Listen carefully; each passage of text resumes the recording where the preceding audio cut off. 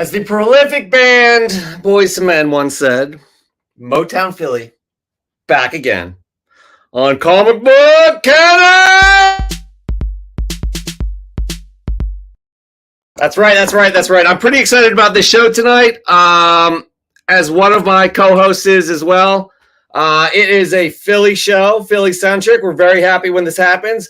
We get to talk about Philly sports. We get to talk about Wawa. We get to talk about Rita's Water Ice.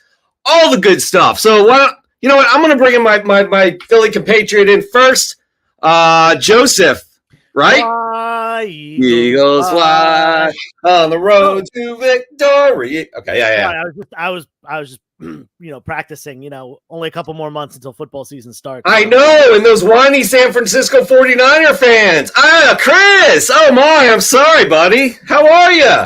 You guys are speaking a whole different language to me. I know, because we were in the Super Bowl last year. We won the Super Bowl 5 years ago. It's just wonderful. And, the 49ers players and fans just keep complaining about the quarterback getting hurt. It's part of the game. Anyways, Tony Trebek, stop right there. Stop right there. Well, stop right here. Right here. All of us can agree on this. Right here. Stop it, Tony. We love you, but stop it. Jeff, you know this. I am a Nick Foles fan through and through, and we're human. I mean, that makes sense. Wonderful story, right? Listen, this is not ESPN, guys. This is Comic Book Canon. We're here to talk about comic books and everything related to that. We love our geekiness. We love the community here and our abound. So we're just going to get into it tonight. We got some news. We have a great guest. Again, we got Dan from Crafti Comics. Great product he puts out. He's also, did we mention he's from Philly? I think we did. I think we did. But we'll probably mention it. Are you kidding me? Are you not you? Yeah. No, not you. Spider Dude. Are you kidding me?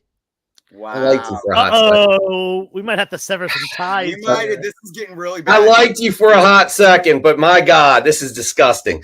All right, let's just get into it. We're gonna do the news. I don't even know who gets what, but I don't think I'm part of the news because I was just slacking today. I know, hanging out with a 7-year-old, just playing with Spider-Man toys and things like that. It gets you. So why don't we just wait? First, I need to get organized here, guys. I am a disaster. Go ahead, Joe. Make fun of me. Yeah, I mean, Chris is too nice.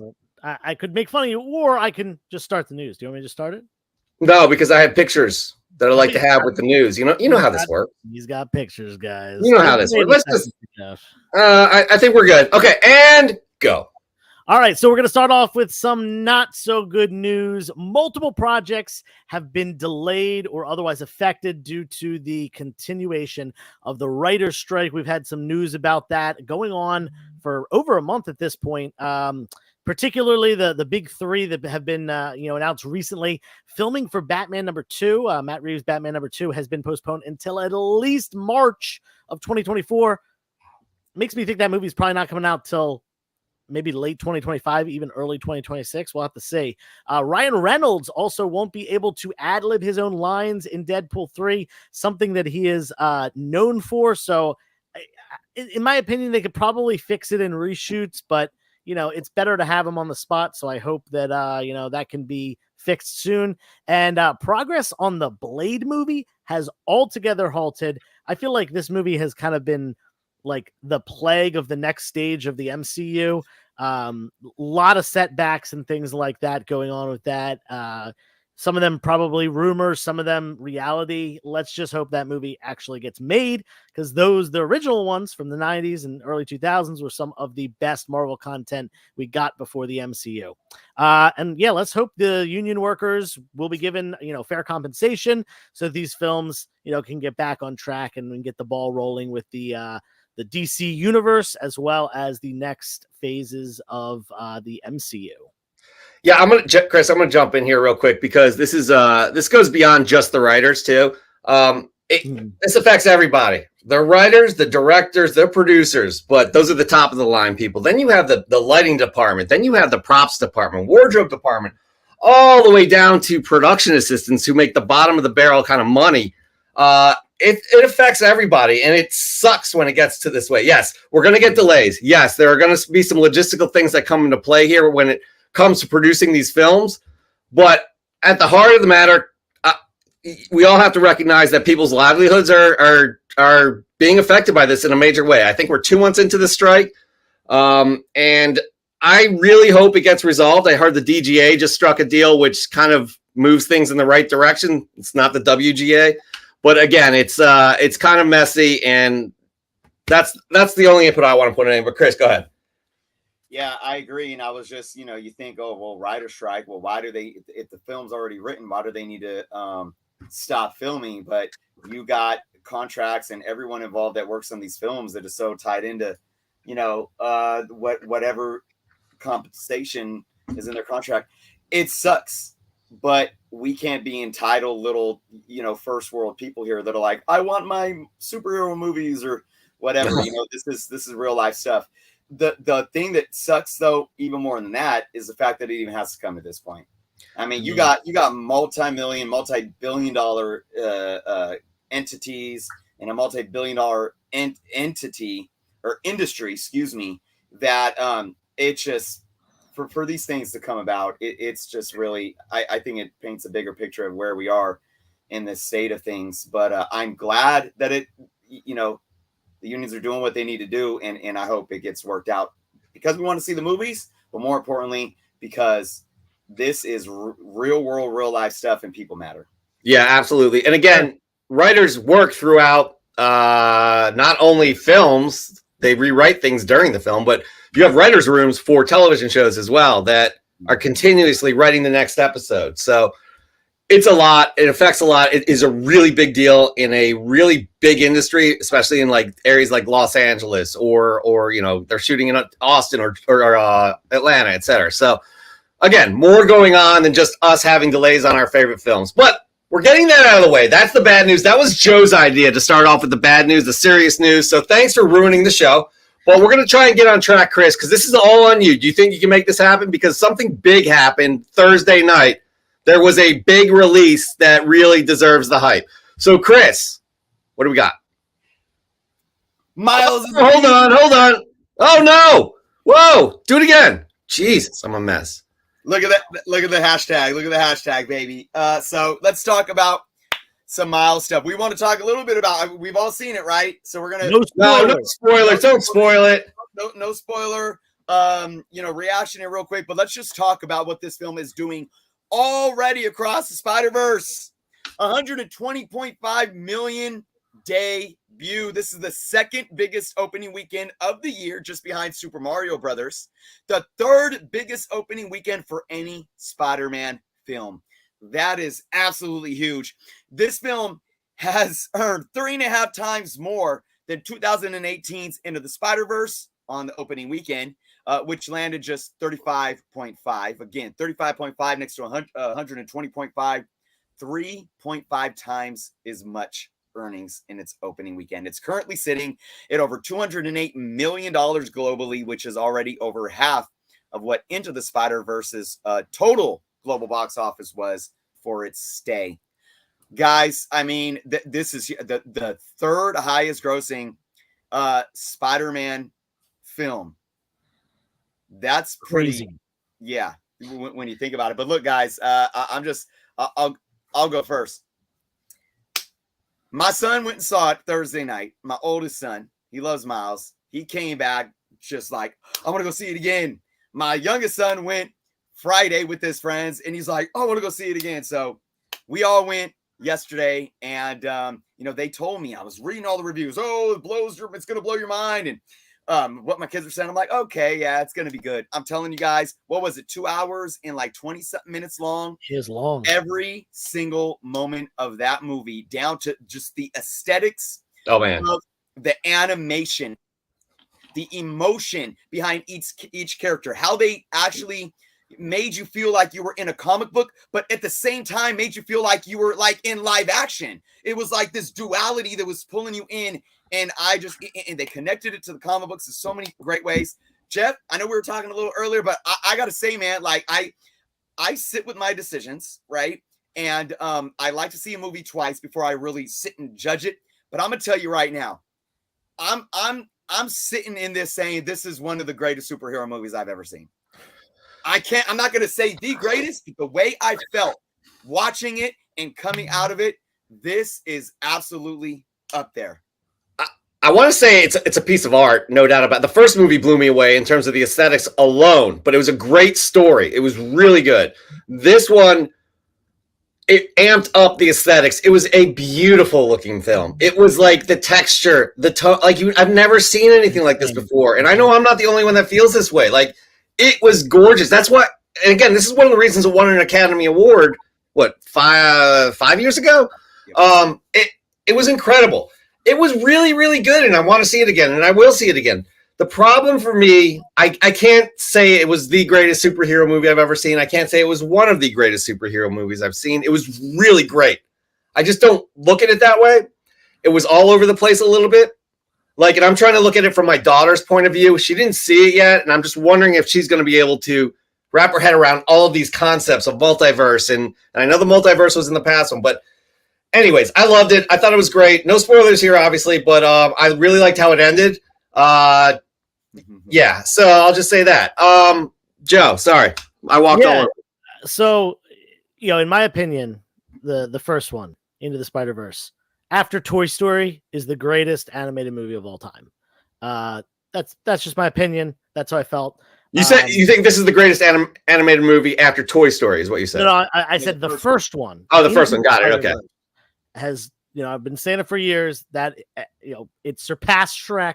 It is the second greatest animated movie in my eyes. Now, when I got out of the theater, my first thought was, I think this was better than the first one.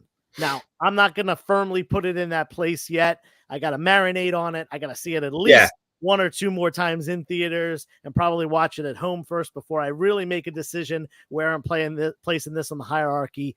But gosh dang, this movie was good. And gosh dang it. Not you can swear, it's okay.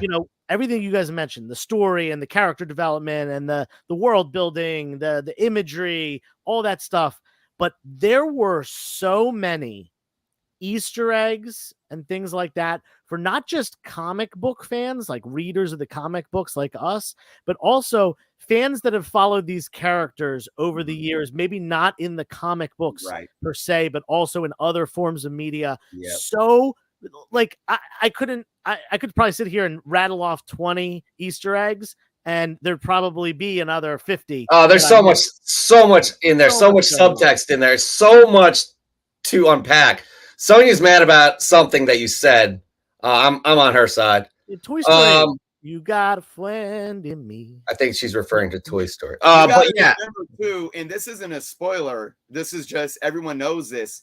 There's another film. This is a two-part. So we're even looking at this, knowing that there's this other film that's coming out that's going to I look at it kind of like the whole Infinity War and Endgame. Now, you can really look at both of those films as two separate films because they really were. There was a different feeling to each of them, but yet they still connect so beautifully. Yeah, that's a very good point. That's a very good point, actually. I think to Joe, to even how you said it about I came out of this feeling like it was better than the first one. Same with me, but I think what happens in this next one, it can kind of take us away from this feeling that we're feeling right now, or it can add on to it and be like, okay, yep, because now boom, boom, the double punch, and it sums both of them up, or even the whole trilogy up as something that has never happened before. And I have high hopes. I don't know about you, Joe or Jeff, but I really think, to me, there is, fingers crossed, there's no way that we're going to go in, I believe one year from now, we're going to go in the theater and see this, the probably the last of the trilogy here, and feel like it didn't cohesively bring us back to that same feeling. Yeah, 100%. We got some we got side conversations going on about Toy Story. Caleb Leland, aka Cable Leland, Toy Story is good, but it's no Robin Hood, Disney's best animated film. I mean, what? No. What? Anthropomorphic foxes? Really? That's what we're going with here? All right. I don't know about that. All right, we're in a flow talking about this news. We are just jamming along, but we have gone against something we've contractually obliged to. Yeah, sorry guys. We're just going to interrupt this wonderful news this news segment to he's piping in right now. We are contractually obliged to bring in our AI generated correspondent, not co-host, correspondent for his obligatory hello to the show. Chat G-Pod, everybody. Well. Look who decided to say hello to the person who clearly deserves to be a co-host more than anyone else on this show. Well, there's Chet for you. That's a good way to start it off, Chet. You're always positive. All right, but again, we are not done with this Spider-Man Spider-Man topic, are we? We are not. Guys, I messed this up. I did so well on the slates here, but this sucks. Anyway, so I'm just saying that before I preface. Go ahead, Joe. Go. All right. So yeah, there's something else kind of related. On the heels of the huge Spider-Verse release this past week, Sony announced 2 additional live action projects in their lineup. First off, unsurprisingly, is a live action Miles Morales film. He's been hinted at across multiple different live action projects in the last few years, and it was only a matter of time for him to actually show up on the big screen. The big question is here whether or not this film will be linked to the MCU through the deal that Sony has with Disney, or if it's going to be, a standalone movie that is, similar to, the Venomverse stuff. And, are we going to see a Peter Parker? Are we going to see a Tom Holland and Andrew Garfield? All these things up for debate for sure. But then the second movie also leaves us with some questions because it's a live action Spider-Woman film. And the big question here is, which Spider-Woman is it? They just said Spider-Woman. Gwen Stacy initially goes by Spider-Woman. Jessica Drew, the original Spider-Woman. Julia Carpenter, she was a Spider-Woman during Secret Wars, and we are getting a Secret Wars movie. Maybe that Sony is gonna, work with Marvel on that. Could we be getting Maddie Franklin, the late 90s Spider-Woman, who I feel like everyone forgets about, and she's my favorite one. But yeah, take a guess and let's see what happens. That's exciting stuff. Like expanding it. Just I don't want Sony taking complete control of it. Like unless Lord and Miller are part of it, no, or Feige. Like that worries me. We've been burned by them before. So, anyways, Chris. Yeah, I think it's Amy Pascal's talking about talking about a Miles film. I personally, my opinion is that I still think we have at least a couple years before anything actually gets put on paper.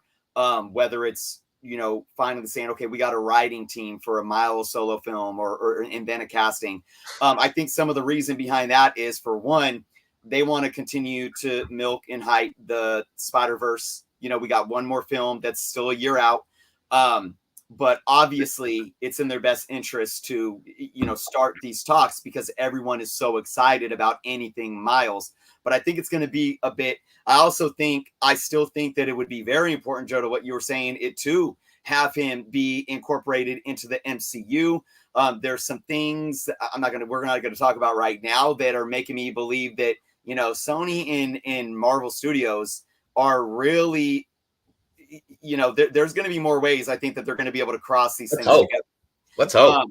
Yeah. And, you got to keep in mind, like, I think Tom Holland's going to do his next trilogy and, leading into these next couple of Avenger films, and then he's done, and what better way for a live action Miles to show up, it being introduced to the live action Peter Parker, and then something happening, and then Miles taking that face of Spider-Man in the MCU. Yeah, via Sony. Perfect. So then for Spider-Woman, one name that that really I think is going to come into the forefront is we talked about a solo film, right? Because we already got a Silk that they talked about doing a Silk TV show.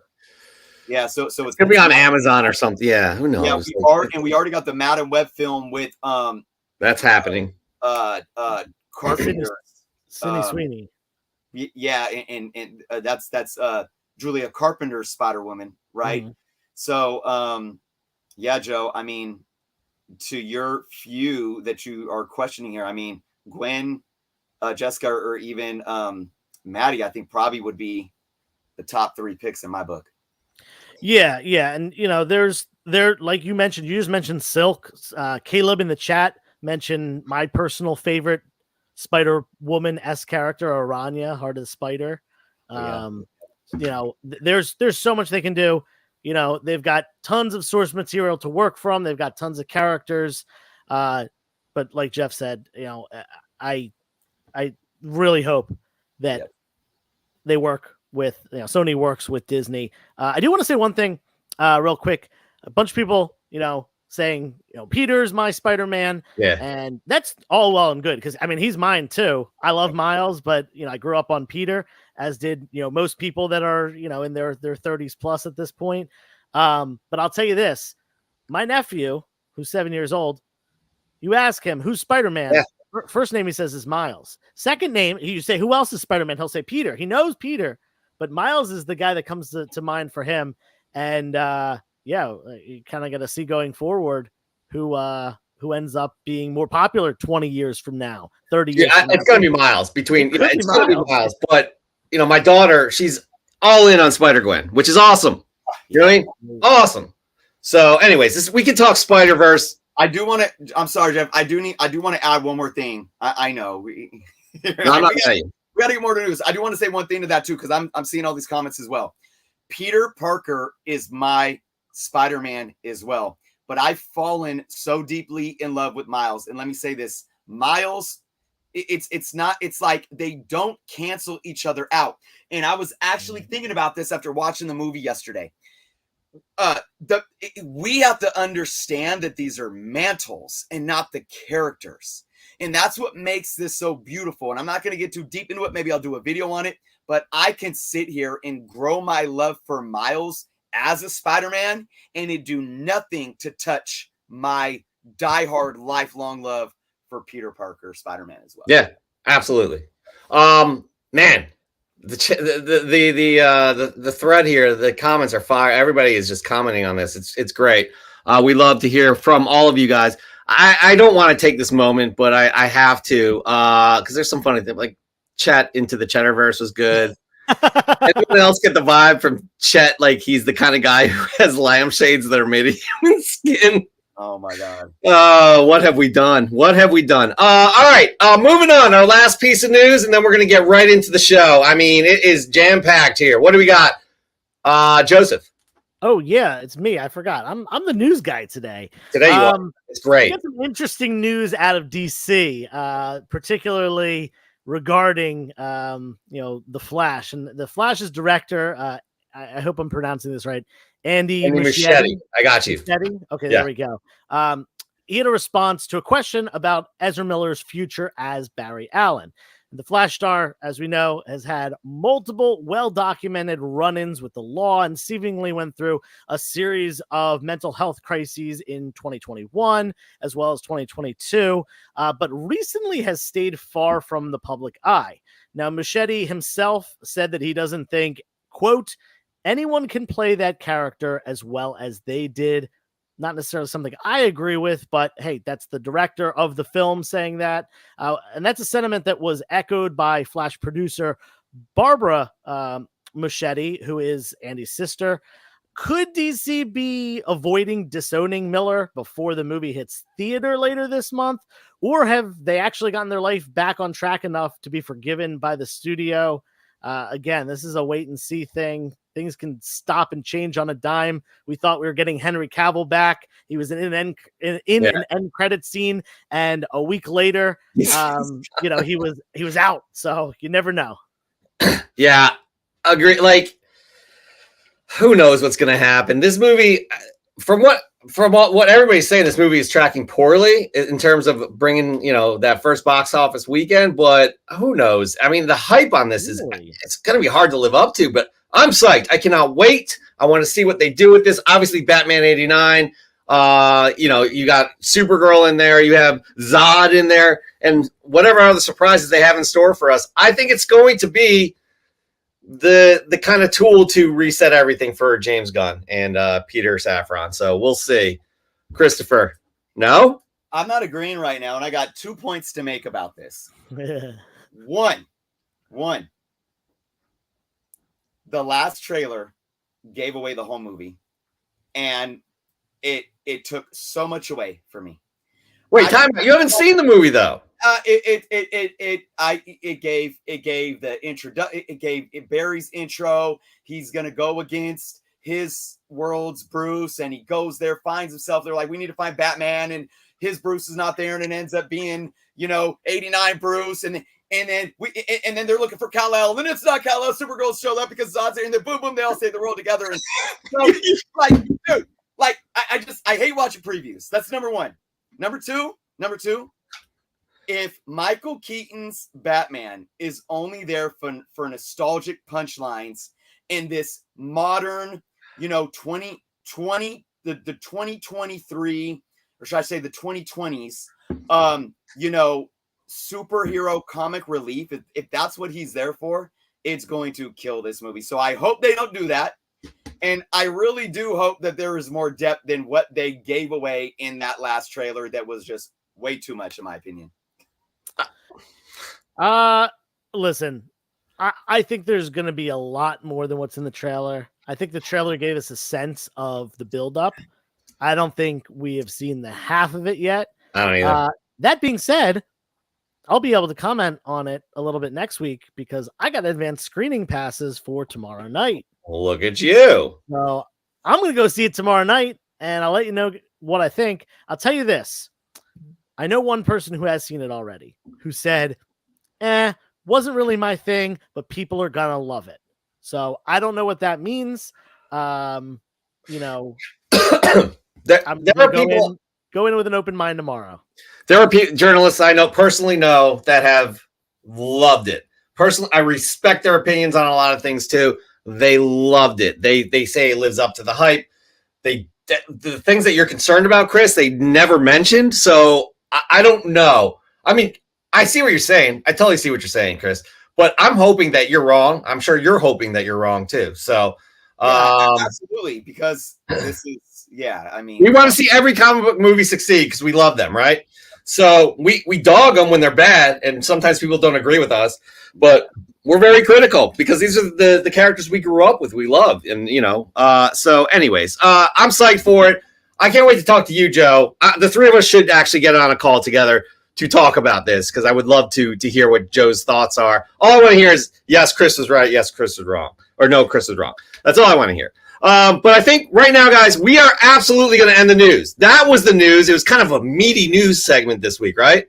Lots to talk about, right? Lots to talk about for sure. I'm sure as the summer rolls on with these blockbusters coming out, there will be more to talk about. But before we get into talking about more with somebody else, we need to say hello to people. We need to say hello to people because you people are the reason we do this with you guys every Sunday night.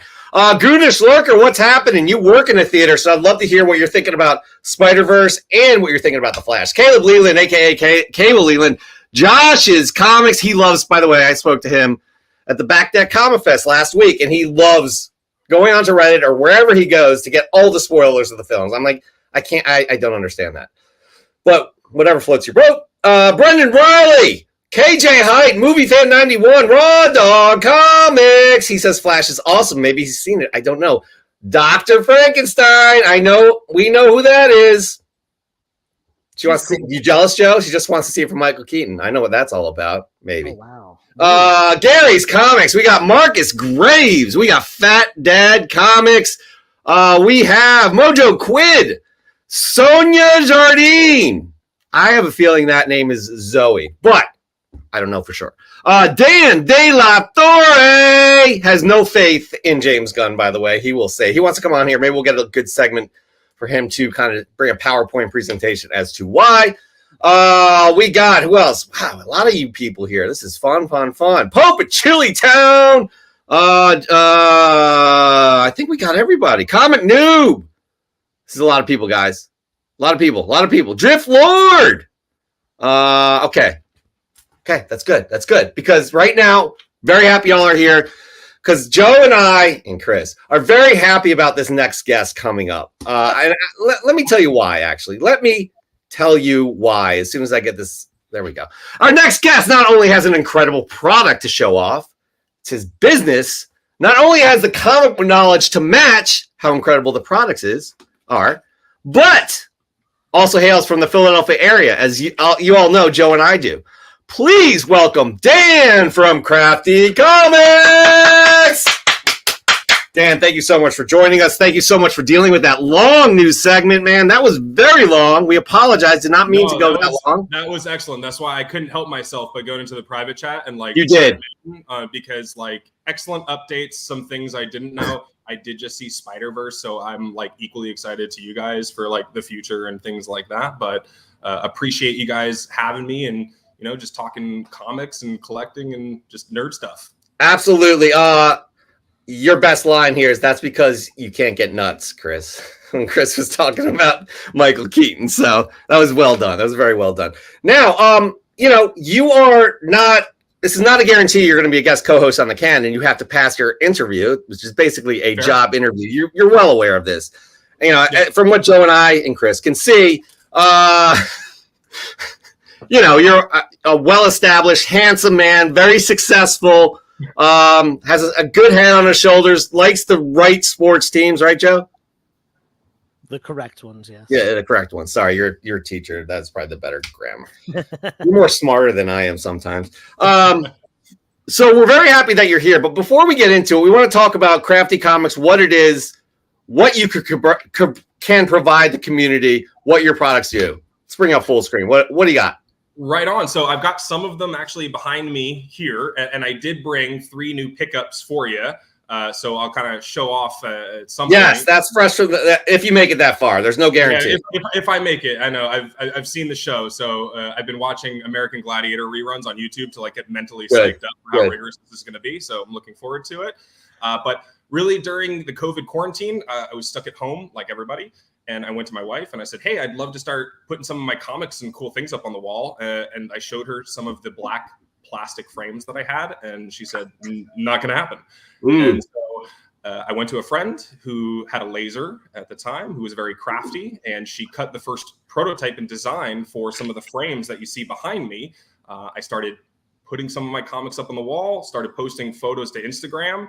People started to want to know where they could get it. And really just from Instagram, listening to the community, what they wanted to display, different things that were important to them, whether it was UV protection or depth options, things like that. We just grew a company out of necessity because we were sitting at home and we had nothing else to do. And I figured if I had this need and this problem where my wife wouldn't let me display the things that I invested so much in and bring me so much joy, but they sit in boxes in my garage, there had to be a better way. And so, here we are. Now, today is actually our 3-year anniversary. Oh, wow. Congratulations. Kind of crazy to think about that we're here. It started literally in that garage that I kind of started this from, but the internet's total crap in there. So I had to move it to my kitchen. But as you can see, I display things in every room of the house now, but honestly, wouldn't be possible without people like Chris. And even I heard Marcus's name on the audience list. People sharing their collections with us, photos, and it's been a really cool ride, and appreciate getting to share the story with you guys. Now, yeah, I know. Go ahead. I was just gonna say, my buddy Brady, he's been talking you guys up for 2 years now. I remember first when him and his girlfriend moved into an apartment, and he was like, I want to stick some stuff up on the wall. I got to find a good frame company or something. He ended up getting some stuff from you guys, and he's still using them to this day. Awesome. No, and it's the most fun thing is I always joke that I get to live vicariously through other people's collections. Whether it's their grails of books that I'll never probably get to own unless you really get lucky at a garage sale or something like that one time. But even to people giving you really creative ideas, I have this one up here, which is my son's handprint from he was born. And someone had actually shared that with us because they brought blanks into the delivery room with them, which I thought was maybe a little excessive, but a good thought. And then from there, they wanted a cool way to celebrate that moment. And I've gotten to share this, and then other people get that idea, and then other people send you photos of their handprints and footprints. And so really it feels like we're a very close and almost family, we're a community, not just we're transactional products, trying to sling you a frame or a slab here and there. That's fantastic. That's the most important word is community, because that's what we have experienced through this whole thing, Chris and I. And Joe, doing this comic book canon, it really is. It's more than it is. But Chris, I'll tell you what, Chris and I and Joe, we put our words where our mouth where words, whatever. If we believe in a product, we believe in a product. I have to say, I haven't seen what I've seen online. Looks great, but Chris here can talk more about what you provide. Yeah, guy. Well, this is one of my favorite covers to come out over the last few years. Obviously, the Chadwick Boseman McFarlane tribute up in the Crafti frame here. Guys, if you are interested in more information, obviously go check out their website. But I just uploaded a video today on my channel that you guys could check out where I'm showing off multiple different options. All right, so it's there. Like I said, it was uploaded today, so you go to the channel, it's right there. And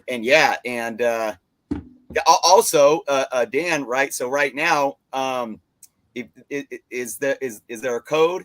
Is there a discount code active or? That's right. Is JFan 10. Okay. JFan 10. Yeah. For anyone watching or any of your audience that watches the video, JFan 10, that'll get you 10% off your order. We ship pretty quickly, and everything is 100% made in the US in our facility in Southern California. That's amazing. Again, the link is down below to Crafti Comics YouTube page, which I don't think you're that active there. You're more active on the Instagrams. Yeah, trying to get more active in it. It's a lot to juggle when you're a small business, trying to keep up with growth and things like that, and TikTok and different things. But slowly but surely. And again, every opportunity that we have to work with people like yourselves, always appreciate it. Yeah. Yes, they do take the comic book canon discount code. Thank you for asking, Mark. So Dan, you see this coming across your way. It's 50% off at all participating stores. So there's not all stores are participating, but why wouldn't you? I mean, millions of people, 29 million people are watching us right now. So it's to your advantage as somebody who has a business to do something like that. I have to say, we do have another comment here from Chad. I don't know if you saw Chad earlier. He has I don't know if it's a comment or a question, but Chad, take it away. Now, Dan, my friend, I heard you're all proud of your comic book cases. Oh, how adorable. You think your little plastic cases are the best thing since sliced bread. But let me tell you something, Dan. While you're out there flaunting your fragile, flimsy cases, I've got something that puts your pitiful collection to shame. Brace yourselves, folks, because I present to you. Drum roll, please. Bulletproof comic book cases. While you're busy worrying about scratches and scuffs, I'll be over here protecting my precious collectibles from actual danger. And picture this, my friends. I'll swoop in like a caped crusader, buy Crafti Comics, and make it my very own playground. Oh, the possibilities. I'll revamp the place with snazzy decor, high-tech gadgetry, and of course, my infamous bulletproof comic book cases lining the shelves. Who needs Dan's quaint little plastic cases when you can have the ultimate protection for your prized collectibles? I'm done here. I don't know what you say to that. Clearly, I'm closing the business tomorrow with this new development in the technology of comic book protection. Bulletproof. He's such a dick. I can't stand him. It does put my one test where I ran over our slab versus a graded plastic slab with my Camry just to see what would happen. Yeah. Oh, nice. Sometimes, we do these tests not really knowing what will happen, but you haven't shot a gun towards your cases yet. Shot a gun though, although now I am very tempted. All right. Well then. All right. So again, everybody, Chris, I don't want to speak for you. I think you basically said you give it a thumbs up, although your video probably will say more on Jernos Comics, Chris, about the product. So, 10% off, JFan, was it? JFan 10? And the links are down below in the description. But now's the time, man. Dan, this is the time. So put up or shut up, basically. Right. You obviously want to be a guest co-host on the canon. So it's time to go through the gamut that most alumnus have done. And not everybody has come out unscathed. So Joe and I have prepared one big question for you. and it's either you get it or you don't, right? Joe, do you want to present the question? You're more better than words than I am. Yeah, sure. Thank you. Look at that. Wonderful. Got delivery. Dr. Stein delivery. Yeah, so the question, we figured just, one shot this one. Yep. What city in the continental United States has the greatest sports fan base? Hands down, city of brotherly love. There's no other answer. Philadelphia, Sixers, Flyers, Phillies. You made it. Fly, you made baby. it through, man. Union. Cheers. Congratulations. You have moved on to be a guest co-host on the Canon. That was tough. Yeah, that so was tough. This comes with like dental and no, but you'll get the varsity jacket that we'll never produce. Oh, Chris, excellent. I'm down with that. Chris doesn't seem as excited as we do. This is just so biased. Like, I try. Not really. No. I'm a sports lover, right? Like I said, I ride and die for my dude Nick Foles and everything. And yeah, and there's a statue. I spread the love, but how disgustingly biased this is beyond me. What? This is not like we have thrown a guest out in the cold, in the gutter for less than this. I don't think so. I think this is a tough question, right, Joe? Oh my gosh. Tough but fair. Yeah. I mean, think about how many cities there are. There are a ton of cities. A lot of cities, Chris. There's at least 7 others that I can name. Is that all you guys got? Listen, Chris, since you are a founding member of the Canon, you have a lot of pull here. If you think you could do a better job with the interview, go right ahead. I'm sorry. I had to. I don't know what to do. Going on. You see what's going on here is, I had a lot of personal stuff to deal with, over the last few months. And I haven't done an interview in a while. So you guys are like, he ain't ready. I did an interview. I have an interview. All right. Because I dust it off. All right. So I'm not. All right. Dan, are you ready for a real interview? I mean, yeah. If round 2 now, we're gonna do like the in-person. I passed the first level. Now this gets like that wasn't even a round. That was like freshening up before before the real thing. Okay, this is the eliminator part of the American Gladiators Challenge. I'm down. Yeah. Congratulations. All right, and remember, there's only one right answer. I'll give you options, but there's only one right answer to these. All right. Here we go. I have faith in you though. So, all right. First one. Here we go. What is the best way to frame your comics and hang them on walls? Is it A? Okay. Is it A, a custom matted frame from Michaels, or B, finding a homemade comic frame on Etsy for $100? Great question. Let's go with A for the luxury audience. Let's go the custom route, right? Because you want the personal touch. Okay, you want the quality. So in that context of that answer, A and B, let's go A. So in this custom has to be from the Michaels stores, right? I mean, not some. I mean, we got to go with Michaels, right? I mean, it's a big store too. You get lost in there. It's if you're going to go and deal with that smell, that smell that Michaels has, like, and you instantly, as soon as I bring it up, like you get hit, it's wafted into your face, right? Like tongue depressors, popsicles. If that's your thing, I mean, I guess you hop in the car, spend your gas money, you go down to Michaels, you talk to someone who knows nothing about comic books or collectibles, right? You're gonna spend a few $100 this custom. Like you gotta leave it there. You gotta trust it with someone. Make sure like nothing's gonna happen with. Maybe you come back, however many days, weeks, months later it takes. And so I mean, if you're gonna put it, and at the end of the day, too, what I really love about those custom ones is the super like matte that they give it. They're like, oh, your comic book is like this big. How about we provide 3 times the amount of surface area for the frame? And the matte. And so like I love personally that aesthetic of like just nothing but walls of matte and frame borders. So let's go with A on that one. This is what I'm talking about, Joe and Jeff, man. I mean, this is crazy, Dan. You read my mind because I've done that through the process. I mean, like these guys, they've never touched a comic book in their life, right? And they're back there drinking Mountain Dew. But in the last one I left, I think I waited like 7 days, and then I went, And you know, my Grail, my Amazing Spider-Man 129.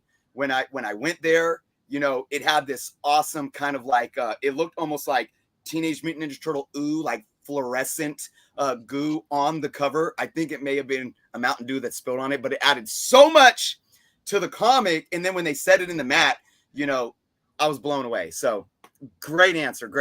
It was tantalizing. Right. He's winning so far, guys. Totally. This is an interview. All right, next one. You've definitely been out of practice, Chris. Go ahead. Anyways. All right. What is the best way to display your comics? Now, we talked about framing them, but, you know, sometimes, you know, there's other ways to display. So what's the best way to display your comics? A, BCW showcase frames, you know, those plastic ones that, like, I remember I opened, you know, one up when I got it, and there was like, I don't know, plastic like rummaging around. It was all right. I just kind of like shook it off like this and it all crumbled out. It was fine. Or B, Ultra Pro showcase frames, which are really the same as BCW. They just throw their logo on it because they get it from the same sheet. And this is where it would have been advantageous for me to do this interview at the office, where I have both of these samples, where I've done like tests with them. It's so tough because they both have the single hanging mounts that are so precarious. Like, again, I live in Southern California, so earthquakes, like those things fall at the slightest shake. And because comic spines are a little bit heavy on one side, getting it to like display perfectly evenly, very fun experiences for both. Now, on the one hand, you got the heavy black mat again with like a very kind of like, it's a merchandising like display, like at Kmart or something like that. And it's easy to swap that out. So that's cool. And it's a single thing that kind of snaps in. And it's very easy to like just off at any time. Then the other one is very clear, which is a benefit because it does emphasize the comic book, but God, it rattles around like just none other in there. So you put it with the bag and board, so it'll sit a little bit better. So it'll kind of be a little bit firmer. So you got that. I'm gonna go with the clear, the Ultra Pro, the single one. I mean, it's a tough call, but at least it's minimal, and I can appreciate the attempt to be minimal. All right, I'm gonna, you know what, Dan, I'm gonna give you, because you know I think both of them. I've used both, and I remember I was to your point. You know, sometimes when I have guests over, and you know, I do have a couple bongos, and I remember one time I was coming in and out of the room, and I shut the door, you know, quietly because I have kids, they were probably sleeping, and I didn't slam it too hard, but I remember a couple of them fell off of the wall, and my friend that came over, I was sitting there banging on my drum, and he picked it up and he started shaking it because it made kind of like a little tambourine sound with the book in the case, and I'm like, all right. So it was just an awesome experience. I'm gonna give you that one. All right. Again, this is wow. By the way, what drum circles do you have going on at your house, and when can I get invited to one? You definitely live in Southern California. Let's do it. We got to pencil it in. All right. Next one. This is a very important one because this has to do with big keys. Now, big keys that are, you know, I mean, we're spending lots of money on these. All right. I have big keys that I keep in a short box. What's the best protection in storing keys this way? Is it A, top loaders that I've had sitting in my garage, you know, like buried under, I don't know what, where, you know, all the, you know, it's really hot in here in the summer. I get a lot of Black Widows, and, you know, sometimes I get caught up in the top loaders and I just like smash the top loader and I leave them sitting in there and they're all dusty and dirty and spider guts. But, you know, I'll bring them in and put my comics in there, or stuffing 10 fullbacks in an oversized poly bag. Ooh, it's funny because I literally just, some of the comics I picked up for the show over the weekend, like I stopped in LCS, I was like, I'm gonna dig through some boxes for a while, and one of them I picked up, again, maybe it was just like a $5 comic, but it had 3 backings in it, and I was like, this is very, you know, impressive in a way to show, you know, you're trying to make it a little bit sturdier. I appreciate that. So you've got that. You got the Mylars. I do like Mylars, right? So whenever I get a chance for those special books, I do appreciate that. And the top loaders, wow, yeah, you do have that plastic outsourced from overseas, buy it in bulk, real cheap. Maybe you throw like a little piece of tape over the top to make sure it doesn't slide out or something like that. And and definitely you want to stack things on top of them because of how flimsy that actually outer layers of plastic are. So only horizontal kind of displays, anything, you know, vertical, not happening. So for that, I'm going to go with the multiple backings in the Mylar, you know, type of experience. Love it. Yeah, totally. That's good. That's solid. Yeah, I mean, I've stuffed, you know, and I'll go the big money and go fullbacks, right?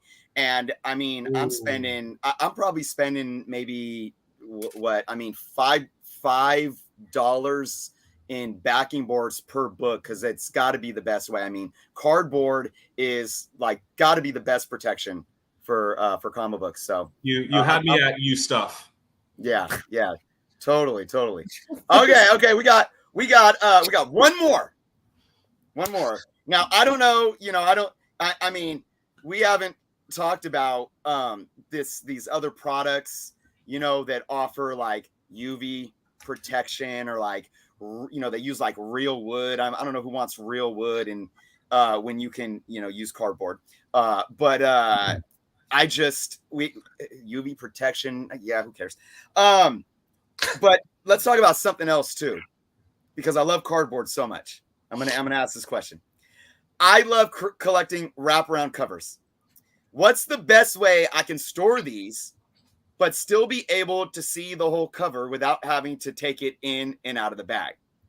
Is it A, putting a backing board in the centerfold? You know, so you could use, like, I can have like a modern book and I can use a golden age bag that's like this wide for this book, and I could shove because I love cardboard, I could just take that cardboard, shove it right in the centerfold, you know, sandwich it again, you know, in the middle of that book, put it in that bag, and I can look at both sides of that wraparound. Or B, storing my books just in a poly bag with no backing board at all. I mean, I love cardboard, but you know, sometimes it's easier not to have to like get up and walk over to the other side of the room and grab my backing boards. So I'll throw them in my box, and I want to remember not to like stuff my box. I want to leave a little bit of room so, you know, they kind of slide down and bend in that box. So when I pull them out, they kind of have this natural L shape. It's kind of a cool thing.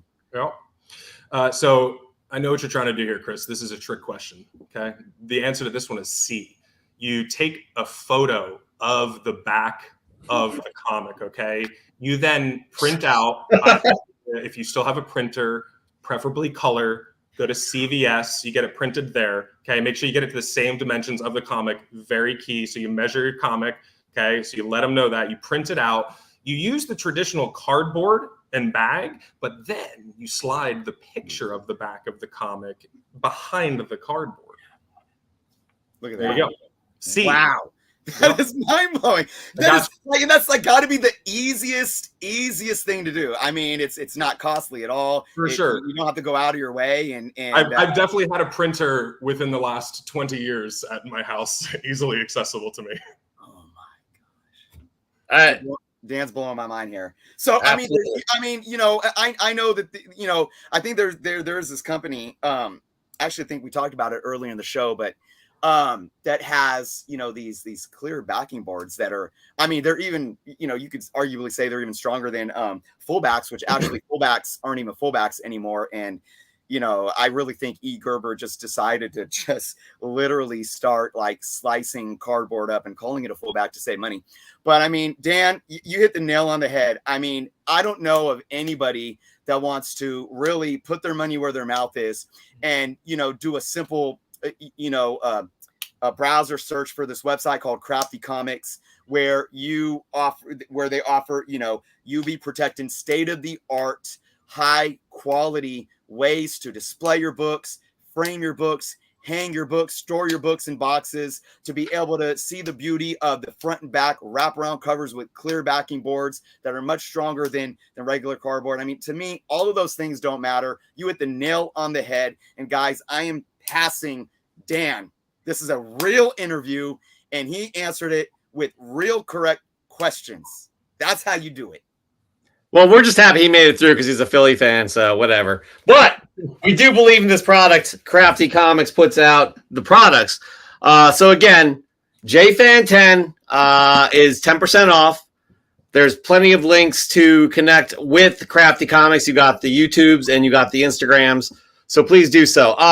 And congratulations, Dan. You're moving on to be a guest co-host of Comic Book Canon. You are entitled to one of those varsity jackets we'll never produce. Man, we're on the hook for like 50 or 60 of those. You know that, right? So we need to start figuring this out.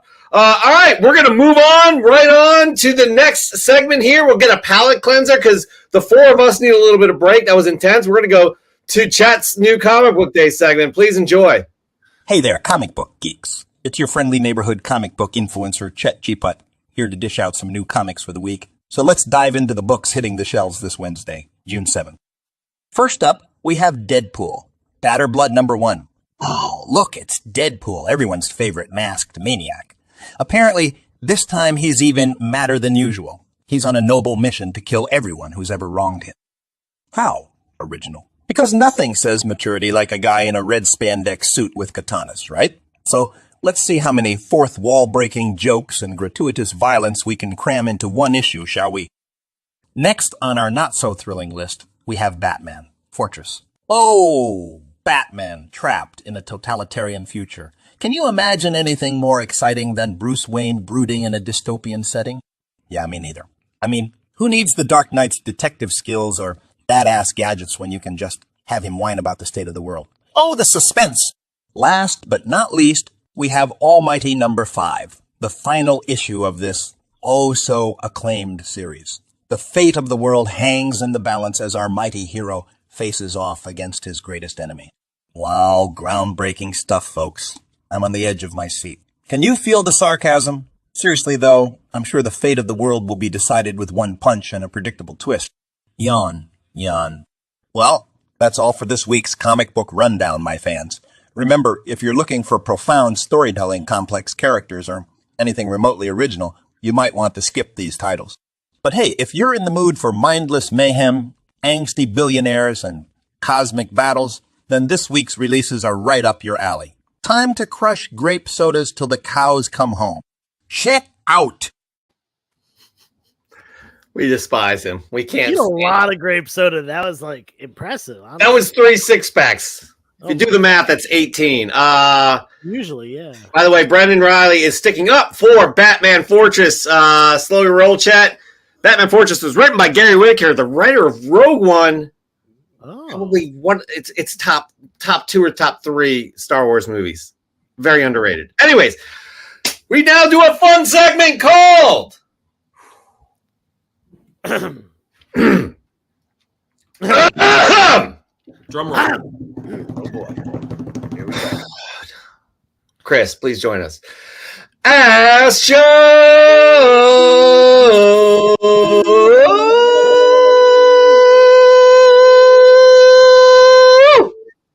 It gets better and better every week. Right now is the segment where you get to ask Joe a question. That's right. That's why it's called Ask Joe. You could ask anything from comic books to comic books, or even something like comic books, right?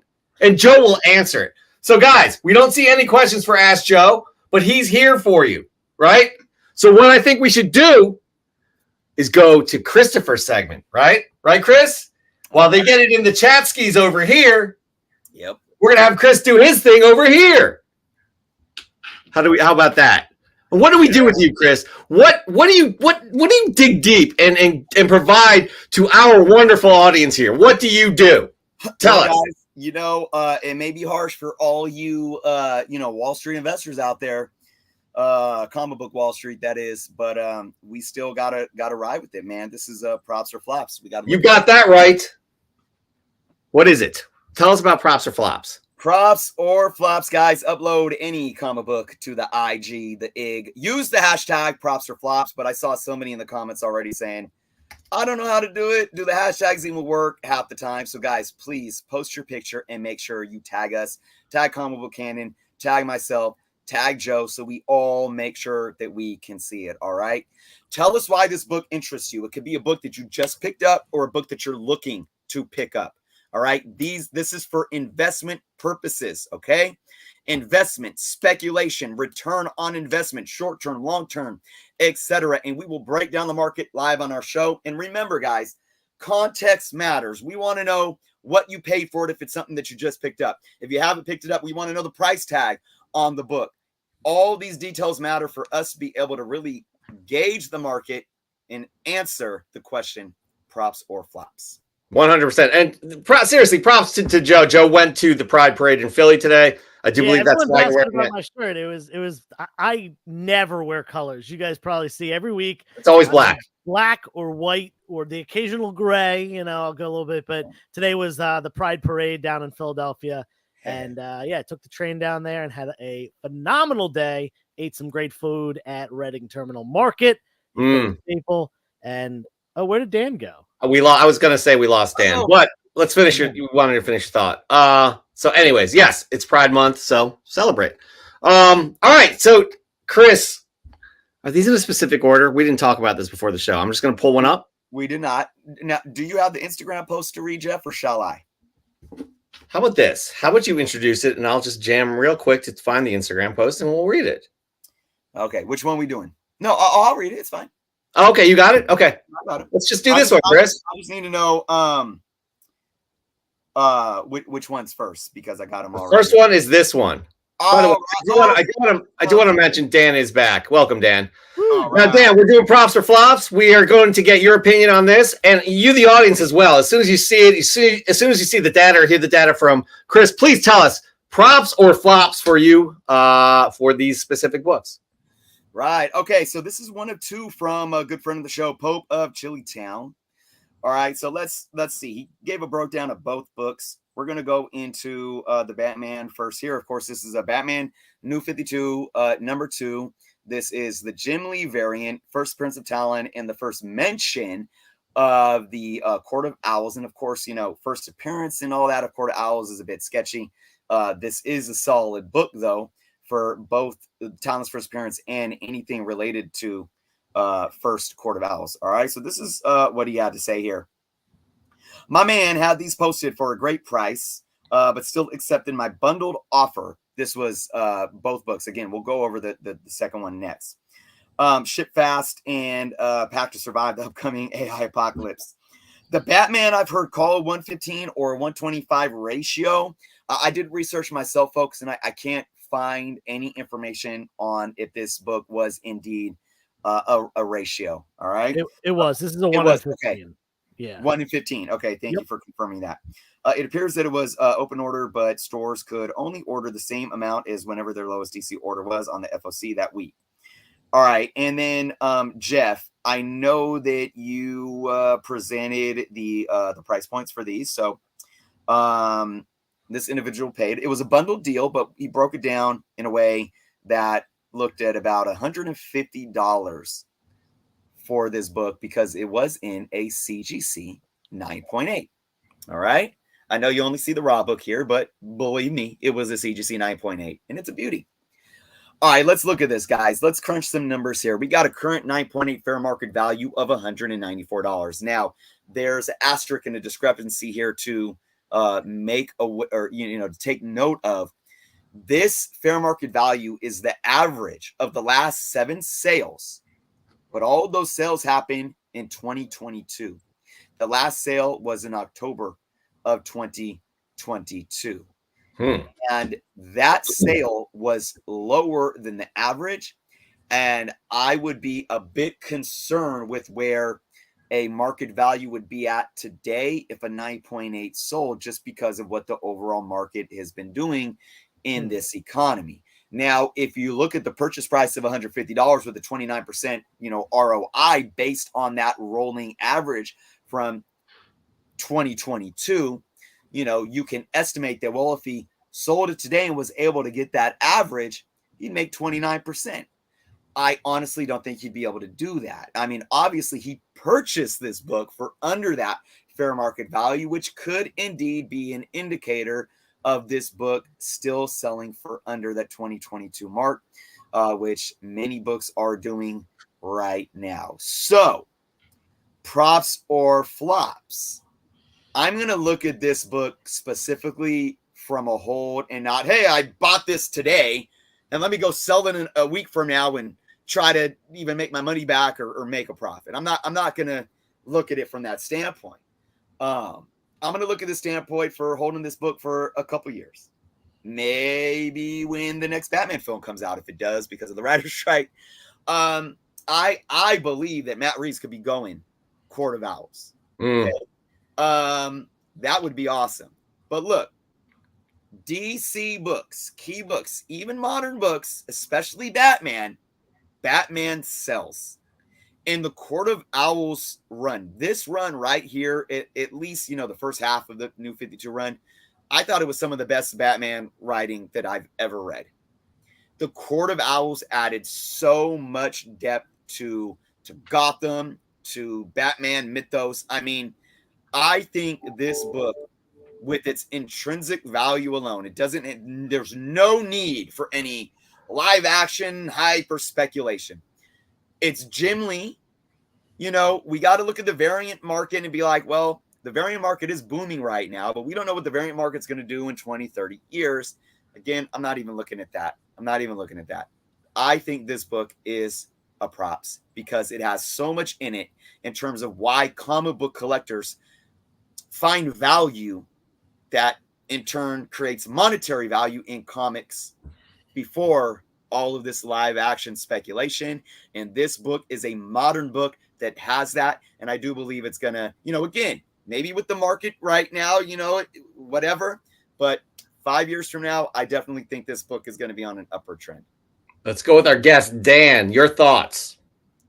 So this is a tough one. I feel like props, if it's something that you really wanted and it brings you joy, right? Like that type of thing. But for me, if we're looking at like in terms of the investment, I'm going to go flops. I think there's too many modern ratio variants nowadays. I agree. The artwork is beautiful. I love Jim Lee. But I think you're going to see more collectors who are into the artwork gravitating towards raw books because of the price points and not to, again, plug the company, but new options out there for then preservation or display with it, right? So you can still go, hey, I love this book for the cover, but I don't want to pay a perceived fair market value because of a number in a corner. And with the way that they keep rebooting character series again and again and again, I feel like as I love the Scott Snyder run, but as good as it is, it's very easy to get lost in the shuffle if they reboot the series another 10 times over the next, 20 years. So I'm going to go flops on this one. Joseph. All right. So let's look at the pros and look at the cons. Biggest con, I think we all agree with this one because we've all mentioned it so far. It's a modern book. There's plenty of them out there in high grade, so on and so forth.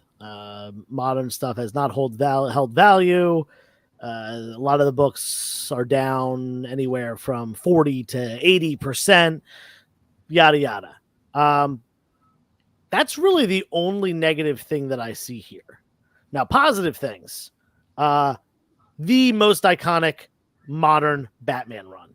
The New 52 run, in my opinion, hands down, the best Batman stuff since the 80s. Yeah. And I'm including like the Breaking of the Bat and Nightfall and stuff in there. I like this more than that. Not only that, but we got Scott Snyder, one of the greatest writers of our time, writing it. We got Greg Capullo artwork. We've got Jim Lee doing the variant cover. He's Mr. DC at this point.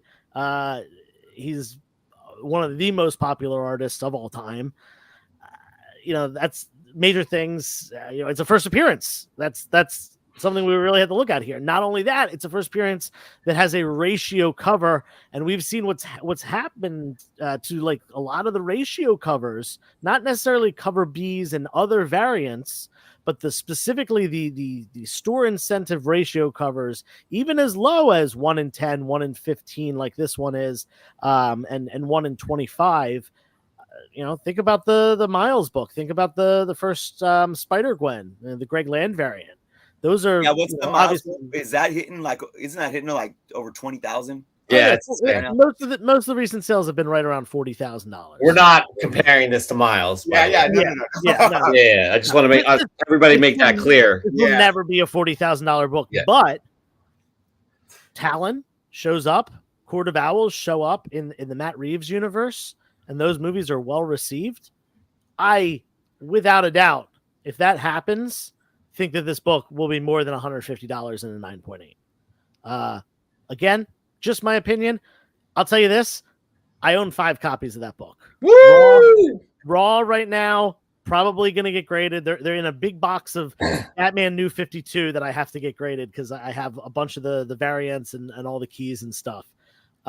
So those are my opinions. I think this is a props really all day at the price point that it was at.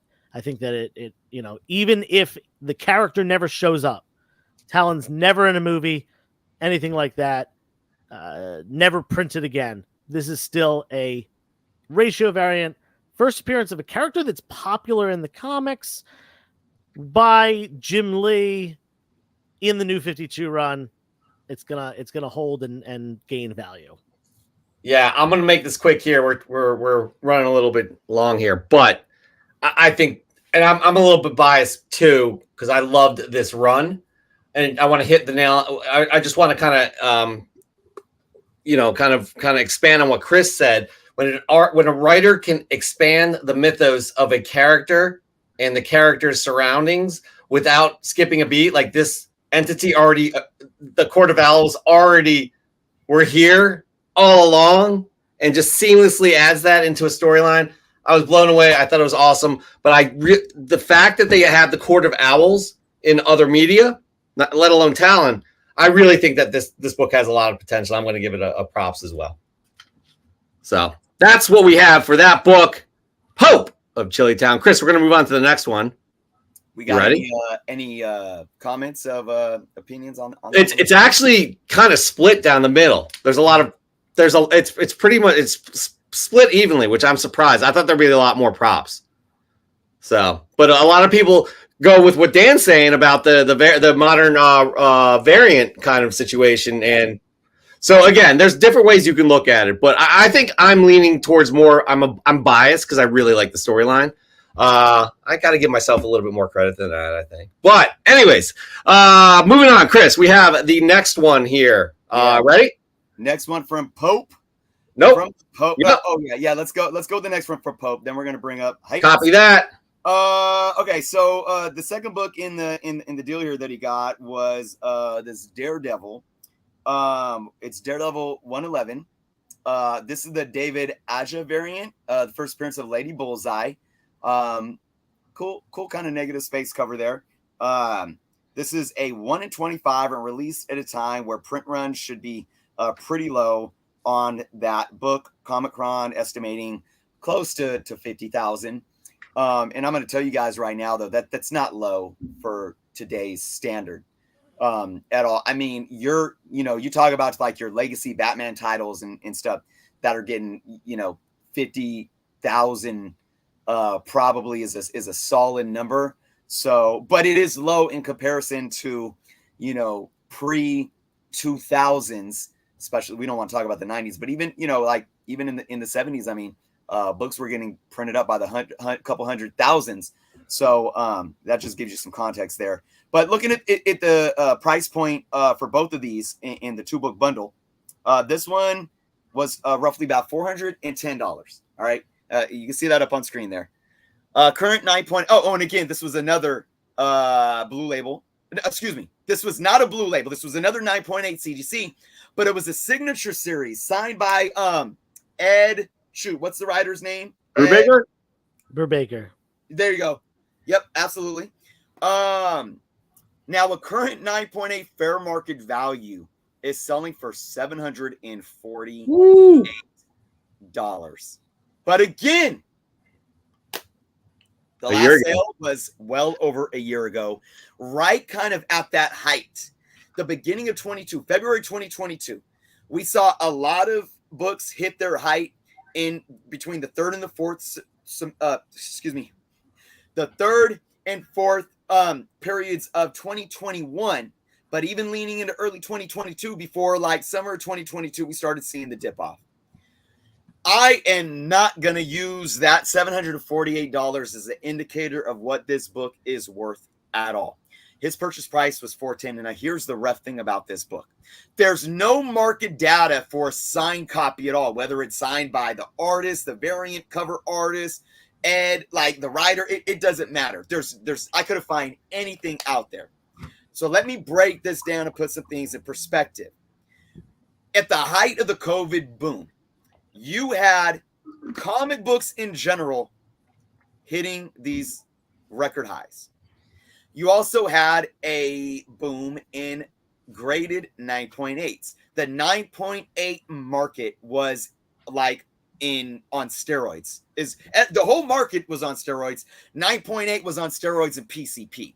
Like, people have money, and they were saying, I'm not going raw. I'm not buying 9.6. Shoot, I'm going big and going 9.8. I mean, you had literally like dollar bin books graded in CGC 9.8s selling for, we talked about them, Jeff, on the show. We had books that were literally selling for like $2 or $3. Mm-hmm. And then, Frogman shows up in a TV show as a comic relief, and that $3 book was selling for like $200 and something in a 9.8. It's crazy. Now you probably couldn't give it away for free in a 9.8. I am not putting anything on this $748. Now, here's an interesting thing I'm going to talk about too.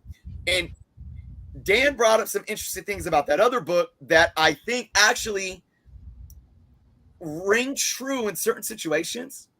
This is a situation where, first off, incentive variants, I think they stick when the book has that intrinsic value, something inherent to that book, like a first appearance or that storyline that really pulls people into the book for another reason other than live action spec. This book, now I know, Daredevil has had a lot of good writing. Lady Bullseye, I think, is a great character that's going to hold value. If you look at the standard cover A of this book, I think it's a $30, $40 book right now, raw in high grade. So it's a key book and it's sought after. But I don't. Okay, I'm looking at this for future value because obviously I can't tell you props or flops what this individual could get for this book. If he paid $410, can he go off and sell the book next week and get that money back even or make more money? I can't tell you that. There's no indicators on the market. But here's the thing. I could sit here and say, even if it was a blue label, I don't think you would get anywhere near $748, anywhere near that right now or anytime in the near future. And quite honestly, knowing that the blue label was selling for $748, I would actually, for asking $400 for that blue label right now would probably be where I felt comfortable trying to sell this book at, in a blue label. It is a signature series label, but here's the thing about signature series, guys. Here's the thing about autographs. You have basically a group of collectors that pour money into variants. But look at the audience here. You got so many people that are like, that's a flops just because I don't like variants. The same thing goes for signatures on books. Signatures on books is a huge market right now. But guys, you can't sell seafood to somebody that's allergic to fish. All right. So what I'm trying to say here is this. CGC can pump up their signature series. They were doing 2 a month, 10 a month. They're doing like 30 a month right now, whatever. And there's a huge money market for it, right? But in the bigger picture of the collector base and consumers out there, there is a large portion of them that aren't even going to touch a book because it's signed. I'm one of them. And I'm somebody that loves going to baseball games and having baseball players sign my baseball or my baseball card or something like that. But for some reason, I cannot stand signatures on my comic books. I've been in a situation where I have comic books. I have comic books right now in my collection that are signed by Jason Aaron, who's been doing some great things, that are signed by Donnie Cates, who, has a really strong fan base right now. I can't sell those books for $1 over cover price. I can't. And it's true because I tried. I started these books out at $30. I dropped them down to 20. I dropped them down to 10. And then I was saying like two for 16 at $8 a piece. Cover prices on the number ones were like $4.99. I think one of them was a $5.99. I can't sell them. Nobody is buying them. So I know there was a lot of context around this book, but quite honestly, I'm going to have to give this book a flops because, and again, I'm just going to quickly reiterate, there's no data on this market that says you can even sell this book for what they paid for it. And I'm not too familiar with this writer. I definitely wouldn't pay more money just because this guy scribbled his name on a book. And quite honestly, I know that this is the first appearance of a character, but this is a situation where if we look at, and I'm going to bring up one fact real quick here. Comic Tom brought this to my attention in my live show last week. In March, Comic Con showed that about 80% of orders from Diamond, of what the publishers were or what was being ordered from the publishers, was variants. That's huge. Wow. And it shows how much the variant market is booming right now. But can I honestly ask people this? And I've said there's people that buy variants, they'll buy incentive variants, and they'll pay $20, $30, $50 for it. It'll sell on eBay for $80 for a couple weeks. And then a couple months from now, nobody can sell it for $10. But those people that bought it for $20, $30, $40, $50, they don't care. They wanted to buy for the premium. They want that art, or they like to collect variants.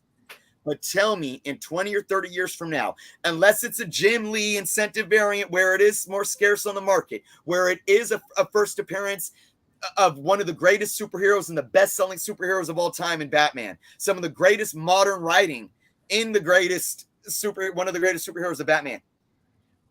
20 to 30 years from now, what is the variant market going to do? Is CGC still going to make their money off of these signature series of bringing anybody and their cousin to sign these books and upcharge them to try to control the market to make, this kind of cooked up scarcity of something, of this new product entity? Swaggle talked about that very, very clearly on one of his recent videos. I cannot put $400 into this book just because some random writer signed it and CGC wanted to grade it and slap a label on it. I give it a flops. Dan, we're going to go to you. Not to be negative back to back, but I got to go flops on this one too. My reason being, if I had $400, there's a lot of other things I'm doing with that. I'm going golden, silver age. I'm even going, or you can get original artwork now on blank sketch covers from amazing. I think, it cost $50, $60 to get a Joe Rubenstein when he was doing something at the local comic shop out here. Like, for the people that collect signatures, I think part of the draw is that experience of meeting the person, and the signature kind of serves as a placeholder for that memory, right? And it instantly connects you.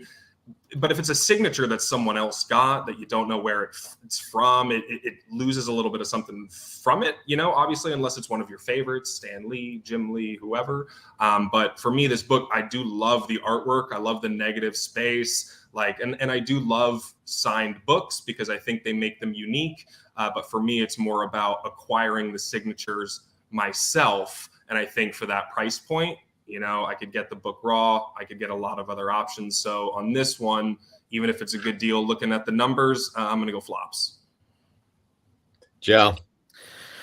This one is really tough because initially I was all flops on this one for multiple reasons. One of them being, Lady Bullseye.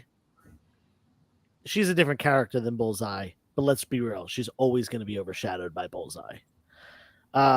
The fact that she was already in the Hit Monkey television show, and no one really cared, other than people who are super big Daredevil fans and like, you know, we're into this character during this late part of the Marvel Knights run, and even them, you know, and I don't know any people buying that book that aren't buying that book to complete the run or whatever, or they're collecting the keys or whatever. But and then the fact that it's a modern variant, you know, yada yada.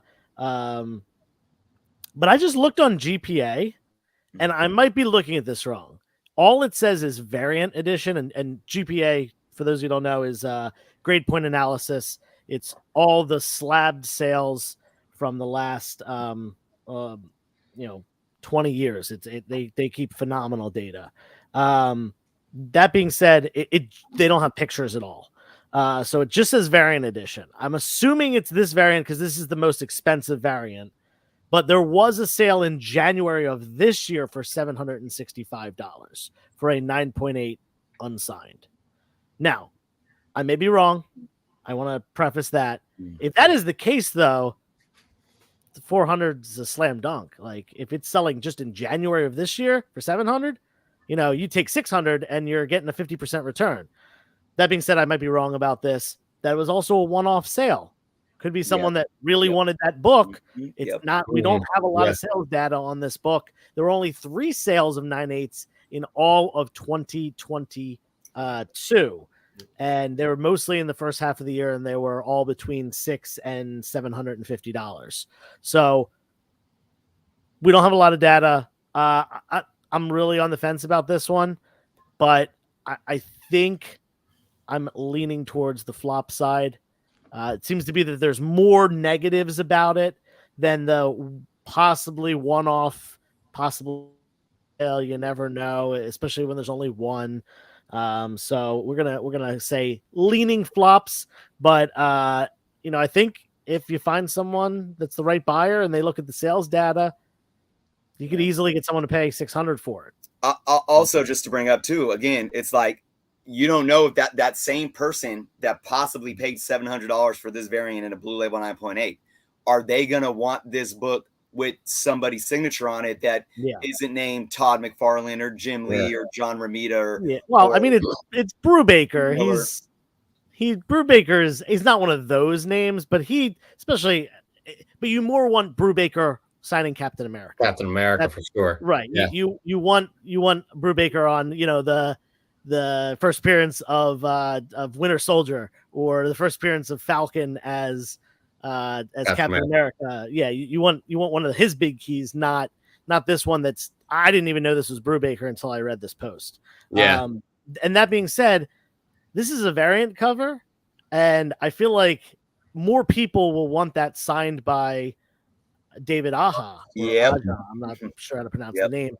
In fact, when I first saw it, I thought that that's what it was, and until I read that it was Brubaker, and I was like, "Oh, that's kind of a little weird." So, yeah, I'm, for all those reasons, a little bit on the negative side. We're gonna go with flops on this one, but I do think that because Mike did purchase these together, this one and the last one we talked about, overall, I'm giving it props. Yeah, I'm gonna go quick on this. I have a thing. I don't like signatures at all on anything. I don't like asking for them. I don't like it on. Well, okay. I have one. It was special with Stan Lee. That was it. But I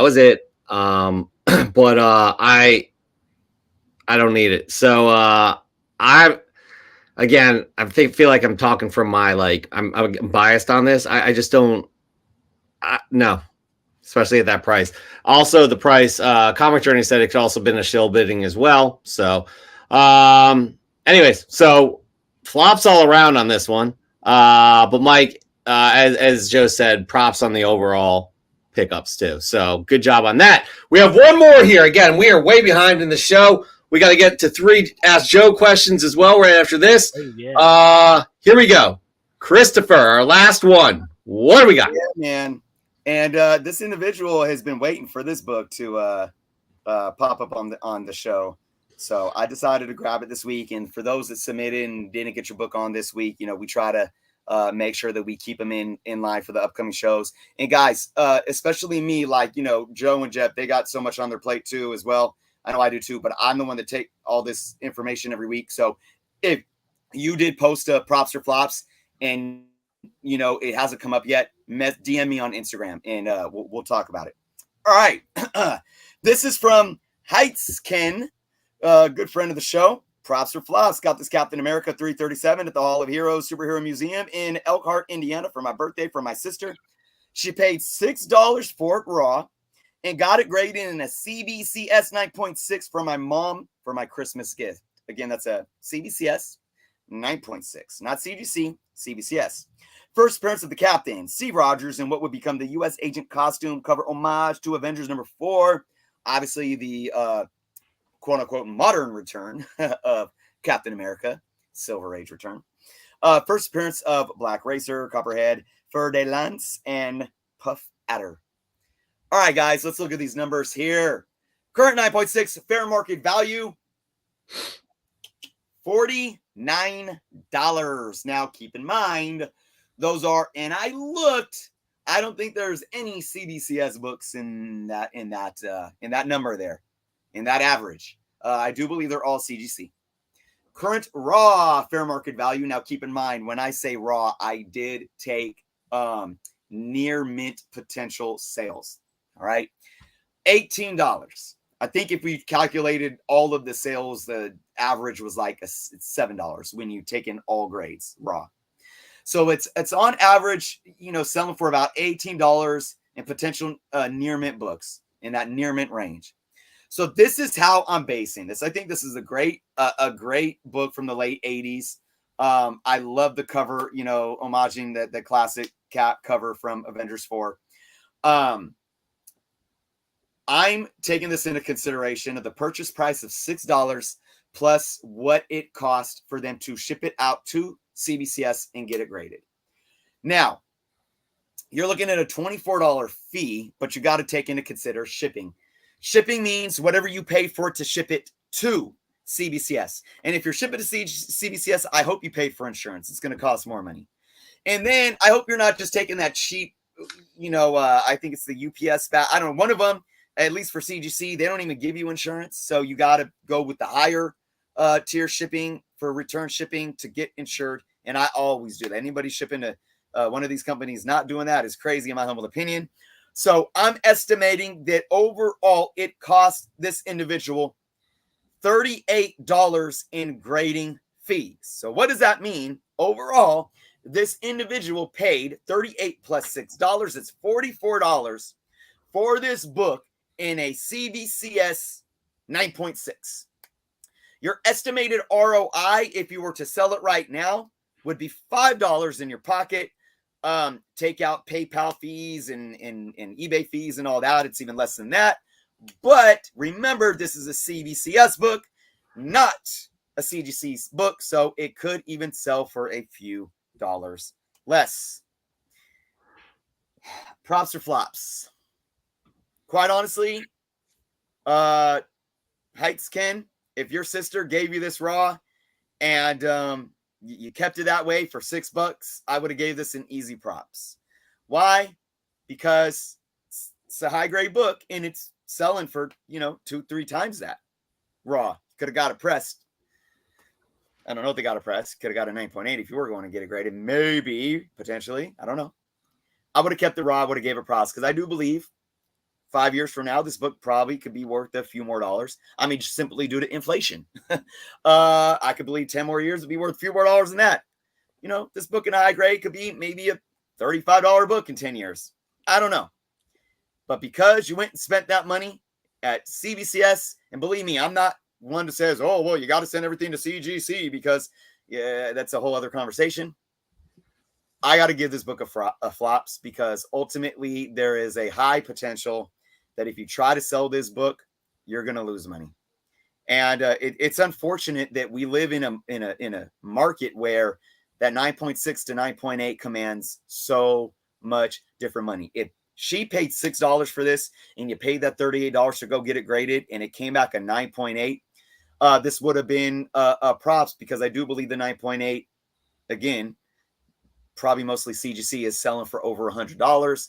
You could have, you know, more easily made money, but this is a potential for a loss, you know, even some months down the line because of the way the market's going. Graded books, even in high grade, they're hurting right now. Some of them, the raw books and graded books usually follow a similar trend.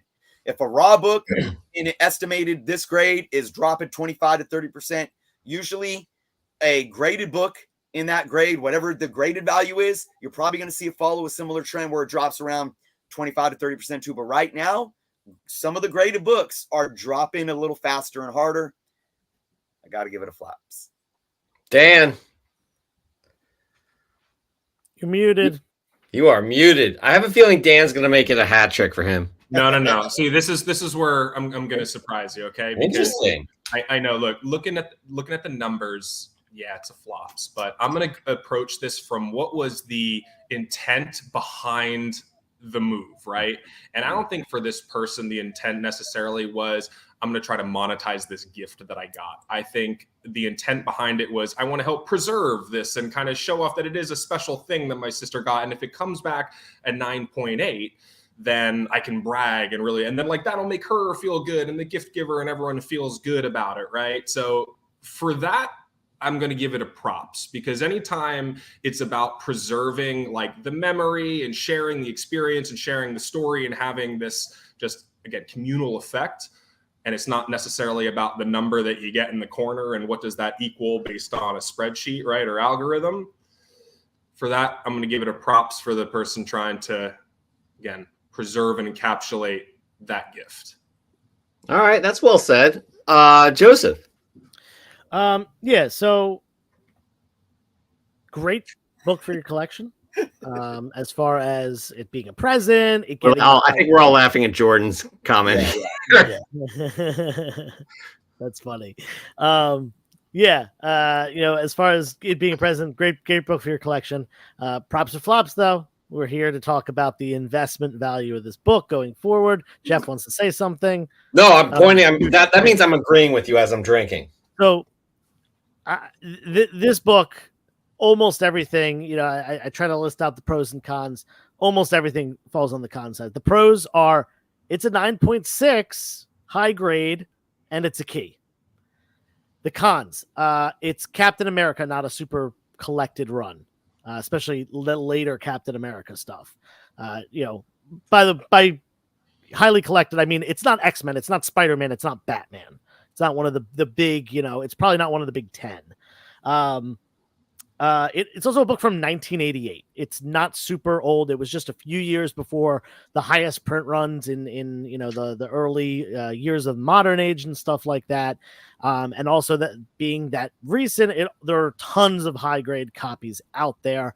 And it's a minor key. And with the minor keys, they're pretty easy to find in 9.8. This book came out the same year as the first appearance of Venom. But I'm sure like everyone here would be stoked about a 9.6 first appearance of Venom, because that's a major, major key. Really as you go down in value, the lower grades start becoming not worthless, but worth significantly less. One of the big things about this book in particular is it has this really cool cover. It's an homage cover. But this cover, again, has been homaged so many times. This isn't necessarily people's favorites. For that reason, and the fact that it is a CBCS slab, I'll tell you, as someone who regularly sells comic books, I have a hard time selling CBCS, except for like really major keys. I had a CBCS, actually, first appearance of Venom a couple months ago, and it sold pretty easily. I did price it a little bit under the FMV for a CGC copy, but that book sold. I also have currently a first appearance of Damian Wayne, which is honestly a pretty decent key. It's not first Venom, but it's pretty decent in a 9.8 CBCS, and I can't move that thing right now. It's actually been sitting, and I have it under CGC price. So my 2 cents on it is that this is a flop of an investment. Yeah, I'm going to go real quick. Like, I collected this run. I think that's Ron Friend's cover. It looks like Ron Friend's. It's near and dear to me. I enjoyed it, but I agree. I think, and I'm coming from this standpoint alone, it's much more of a hassle to have to go through all of that through CBCS. That's a Milgram cover. Milgram, my bad. But I just think it's too much of a hassle to go through all of that for such little return. I would have gotten it raw and been very happy with that. So I'm going to give it a flops as well. Go ahead, Chris or Joe. I don't know when you guys raised your hand. Or you could have spent less money and put it in a beautiful Crafti Comics frame. I mean, right? That, yeah. Look at that thing. I want to say too, real quick. I was reading in the comments, guys. The thing with the shipping is that if they ship this book out by itself, that $20 return shipping is going to add to this book. But I try to estimate that they're probably at least shipping out a few books to get graded. Then you have to divide it. You divide the total shipping cost by book. Yeah. That's how I came up with the $38 next to just taking the complete shipping and putting it on one book. So that was my rough estimate there. I just wanted to make that clear. Just real quick, a quick point on CBCS as well. Jordan Norrie sold his CBCS Turok 9.2 for $1.25 in free shipping. Spicy. Wow. Yeah, I mean. Wow. I love that. Anyways, all right. That right there ends Props or Flops. Just a reminder, people, this is a fun segment that Chris just gets his hands dirty in here. Dirty. Upload any comic you have interest in, whether you're going to buy it or for investment purposes, to the Instagrams. Use the hashtag Props or Flops. Be sure to tag Comic Book Ken. Be sure to tag Jernos Comics. Be sure to tag 360 and tell us why this book interests you. We'll break it down using the market live on our show. About 3 books each week are chosen. So right there ends Props or Flops. Moving on. As we said, we are going to get to Joe. What do you have? You have a question? No, I was going to say, let's get into the Ask Joe. I will We got 3 questions for Ask Joe, but we have limited time because Dan right there, he's on the West Coast, guys. He's 3 hours behind. It's 6:48 right now, okay? And He's I'm getting exhausted. older, so like my bedtime's like coming up quick, you know? No, I understand that. Actually, no, I don't. I think you're way older than me. But anyways, moving on. We got Caleb Leland. Joe, do you sell online? And if so, have you ever dealt with people trying to inflate future comic prices? Yeah, so I do sell online. I sell on Instagram. I do live sales almost every single Friday. I skipped the last couple of weeks because I had conventions on those Saturdays, but I did actually 2 this weekend. I did a Friday and a Saturday to kind of catch up. As far as how, other people do things, every seller is going to do things differently. Some people price things at or below FMV to try to move quantity. That's what I do. I want to get the books out, sell them. I don't necessarily need to make top dollar on every single book. Other people, especially people with higher end stuff, they're going to kind of wait it out. They're going to price it at FMV or a little bit higher. I think it's a technique, pricing into the future. My comic store, my local store kind of does that. They often price a little bit above FMV, but they never raise the price if the book goes up. So a book, say it's at $80, they have it at $100. It goes up, there's an announcement that goes up to $150. They won't reprice it. They'll just sell it at $100. You can do it the opposite way too. If people think the market's still going to go down, which, it's been dropping most of the last year. And if people think it's going to, plummet from here, selling things for under FMV would be a good idea to do so. So, I think, market manipulation is what you're trying to say. Gotcha. Okay, so I'm answering the wrong question here, but let me fix that. There's definitely market manipulation in every collectible hobby. Think about all the stuff that came out about video games in the last few years, and now there's a lot going on with graded, sealed VHS tapes.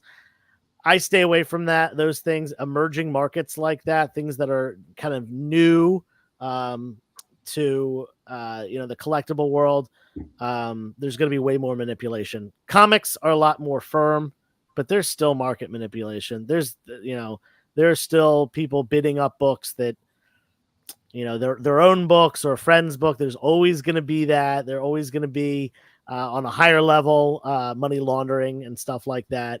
That being said, be patient, wait for some decent deals, and you'll be okay. Anybody else?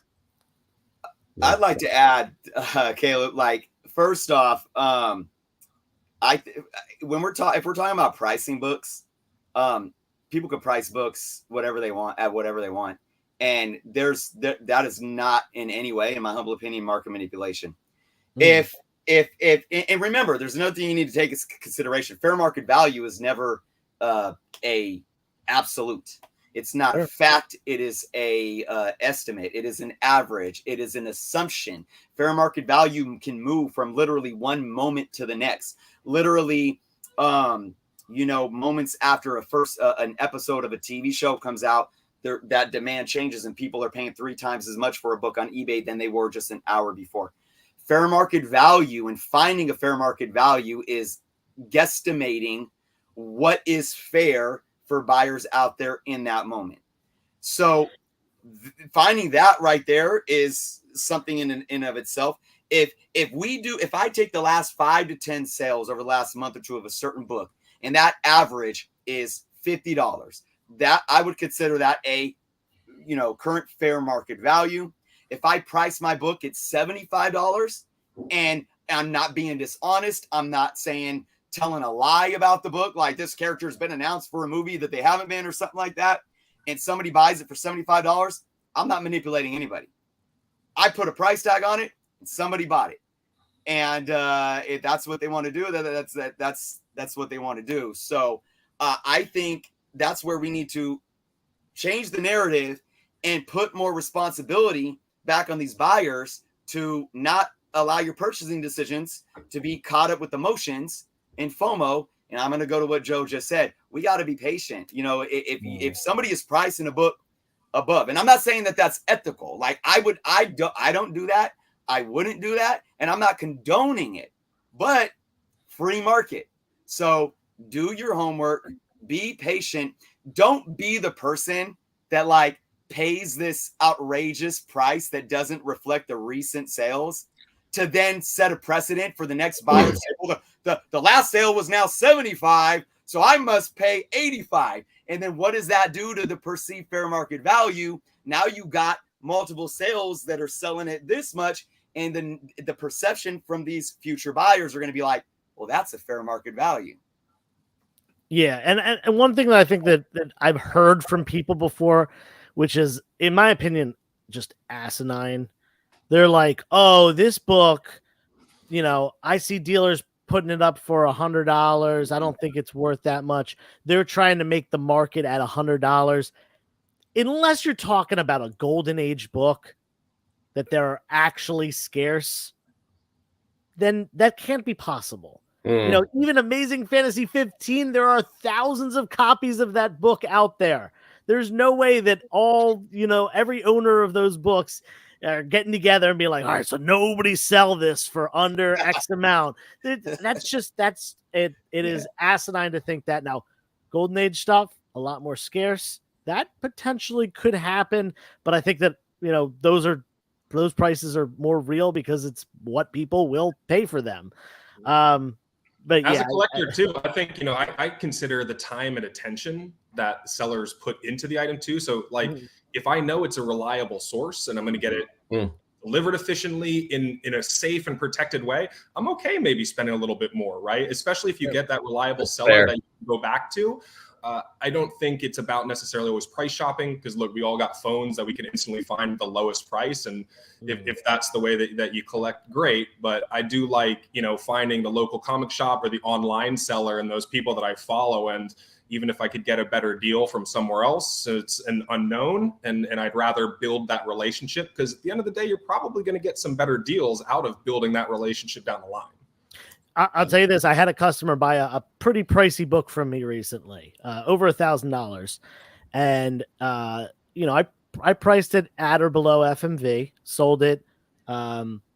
He was doing a payment plan, and he made one payment out of 3.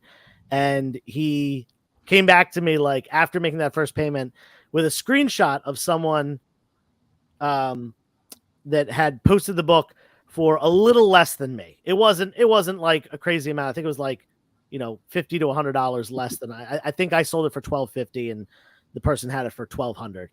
And he said, someone's got this. Just want to let you know, but I'm going to stick with you. Like, I'm going to, close out this deal because we made the deal and I'd rather support you. I've done business with you so many times. And I said, well, you know what? Do you want to just pay me $50 less? And he was like, no. You had your price. I paid it. It's like, okay. So I threw in a $50 book for him, give him something for it. And that's, not the question at hand, but that's how you build relationships. Yeah, that's good. For real. All right. We got to keep moving on here. I do. Yeah. Did I cut somebody off here?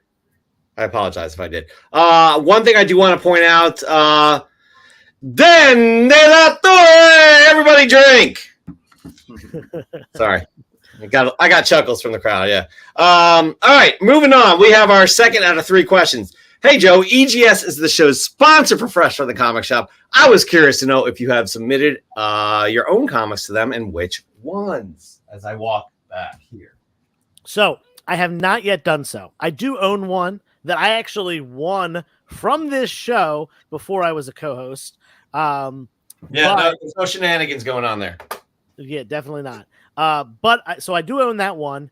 I have not submitted any for myself because I moved into this house about a year ago, and I have been so busy over the last year. I have not really properly set up my comic room to display comics, and I've spoken before. That is what EGS is the best at, having those display pieces with the custom labels and stuff like that. And definitely same with what Dan does at Crafti Comics, being able to display a book in a certain way.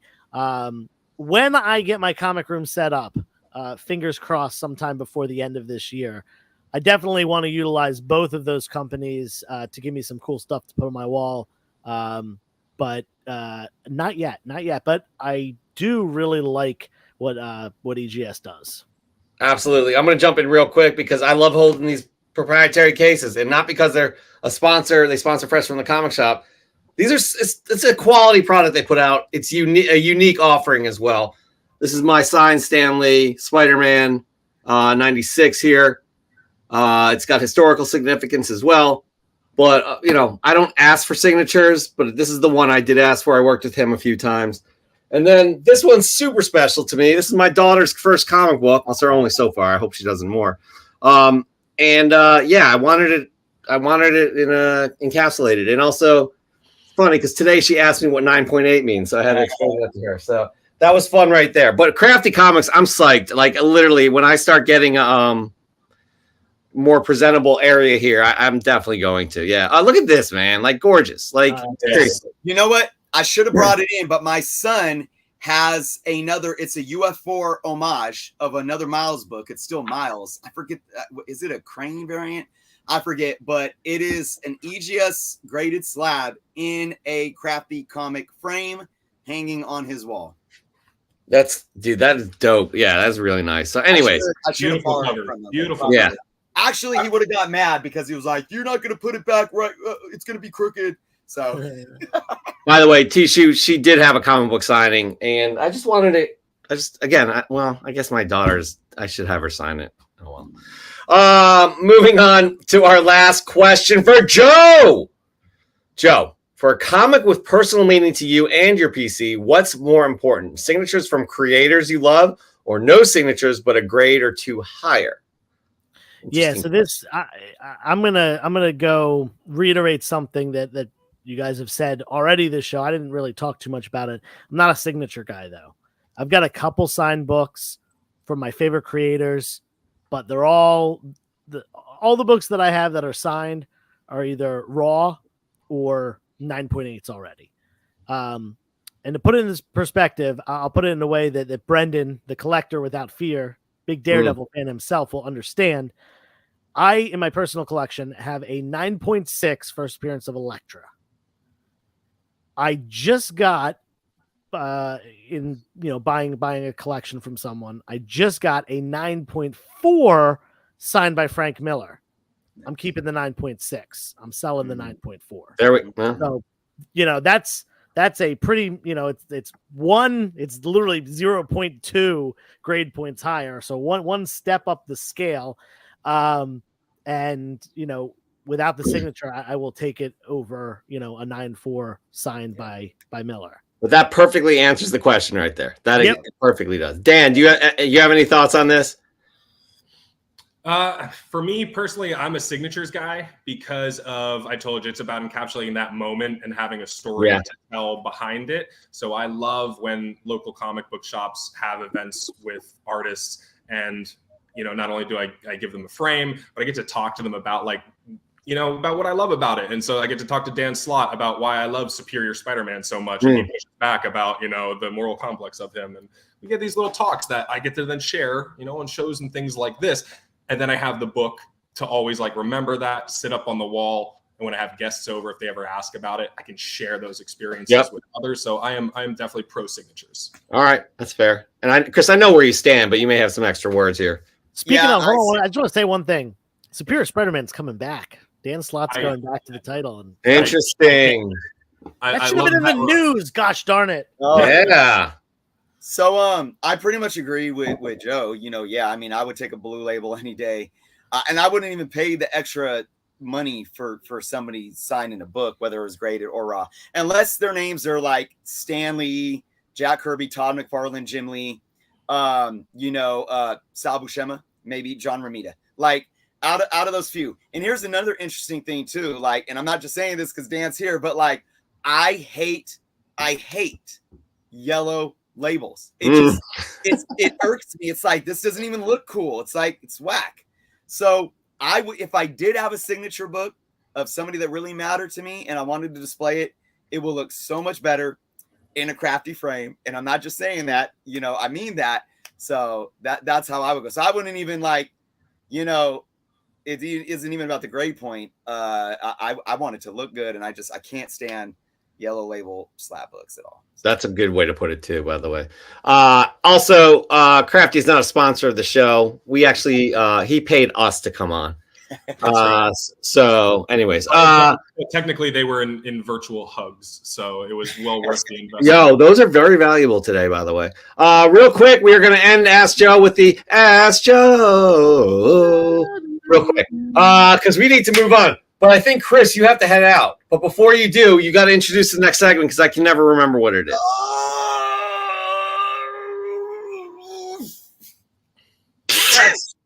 From the Comic Shop, fly from the pressing salon. That's right. We ask you, the audience, to send in your fresh gets each and every week, and you never disappoint. Not only do you send them in, you are aware that you could also win a prize at the end of the month, which is sponsored by EGS. What do you know? EGS Comics sponsors this amazing segment called Fresh from the Comic Shop. Now, fresh gets could be 2 days old. They could be 30 years old. But as long as they're fresh in your collection, we want to see them. And you will be judged. You will be judged to become a semifinalist. Semifinalists go up against each other, and the community decides on who's going to win that semifinal battle. Then the finalists go up against each other, and the community decides that as well. It's a fun thing we do here, and prizes are, go out and all that stuff. And I don't know what I'm talking about anymore. But Tony Trombetta, EGS, again, a wonderful offering. But before we get into EGS, Chris, do you have to bounce? Yep. I'm going to, interesting enough, I haven't been fresh as of late. I haven't showered. I know, you smell bad. But I haven't been to a comic book shop in a while. So, but yeah, I'm gonna have to leave here because I cannot contribute any further. No, that's not why. I got some family priorities, but I just want to say, Dan, thank you for coming on. Awesome to see you again and to be a part of the canon. So thank you, guys. Check out his website. Remember, check out my video that I posted today if you just want more of my opinion on the product. We should link that too, that video down there. Yeah, and then remember JFan10. If you guys make a purchase right now, you can save 10%. So check them out. Again, I think all three of us here can agree that we are people that we speak truth.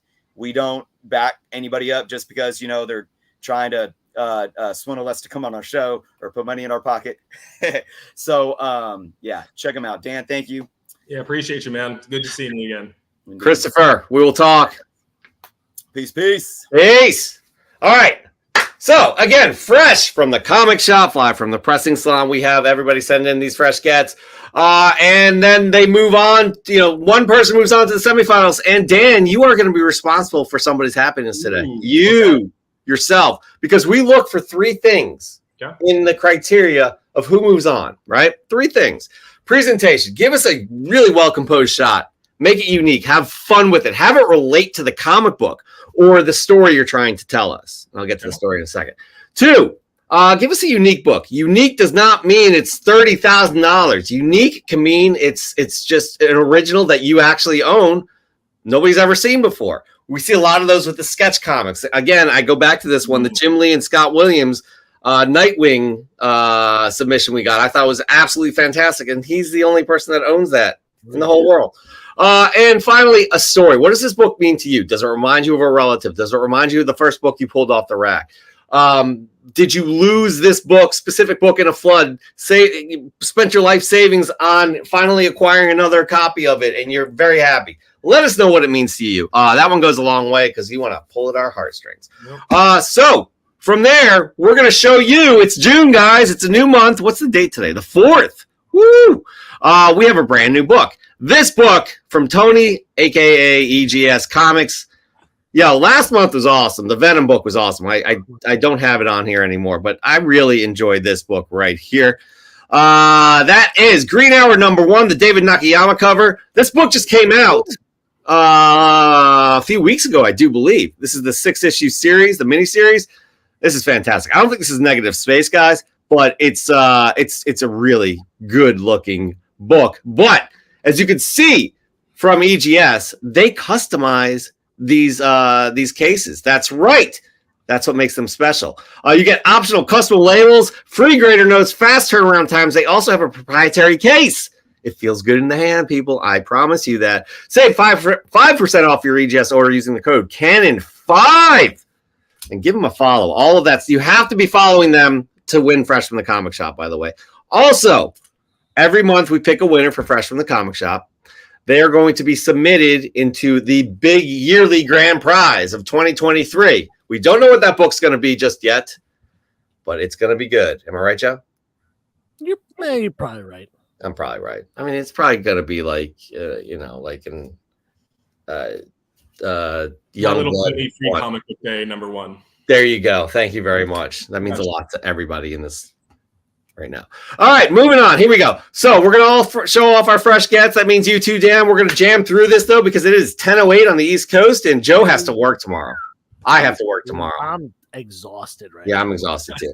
But here we go. We're going to try and jam through this. And you better have your stuff ready, Dan. I got it right here. Let's do it. And you better have your notes because you have to pick someone who's moving on to the semifinals. You know the criteria. Here we go, people. Here we go. First up, we got Nori Jordan. By the way, Dan, Nori Jordan loves his Thunderbolts, and he probably owns at least 64% of all Thunderbolts books that were ever produced in the world. Okay. Not kidding. It was a busy week, so sadly I didn't have time to find anything creative. I was excited to pick up a second copy of Hulk 449 to add to my Thunderbolts collection. I also found another Thunderbolts #1 to add to my stack. Why not? I'm slowly rebuilding to its former glory and have 33, including direct newsstands and second prints. On to next week and something a bit more original. Let's hope so. I mean, it's still great to hear how many books you have in your collection for that. This was not a big week, by the way, of submissions. So we're just going to go to you first, Dan. What do you got for your first fresh get of the week? Ooh, okay. First fresh get of the week. I'm going nostalgia. Okay. Picked up Bill and Ted's Excellent Adventure, the original run.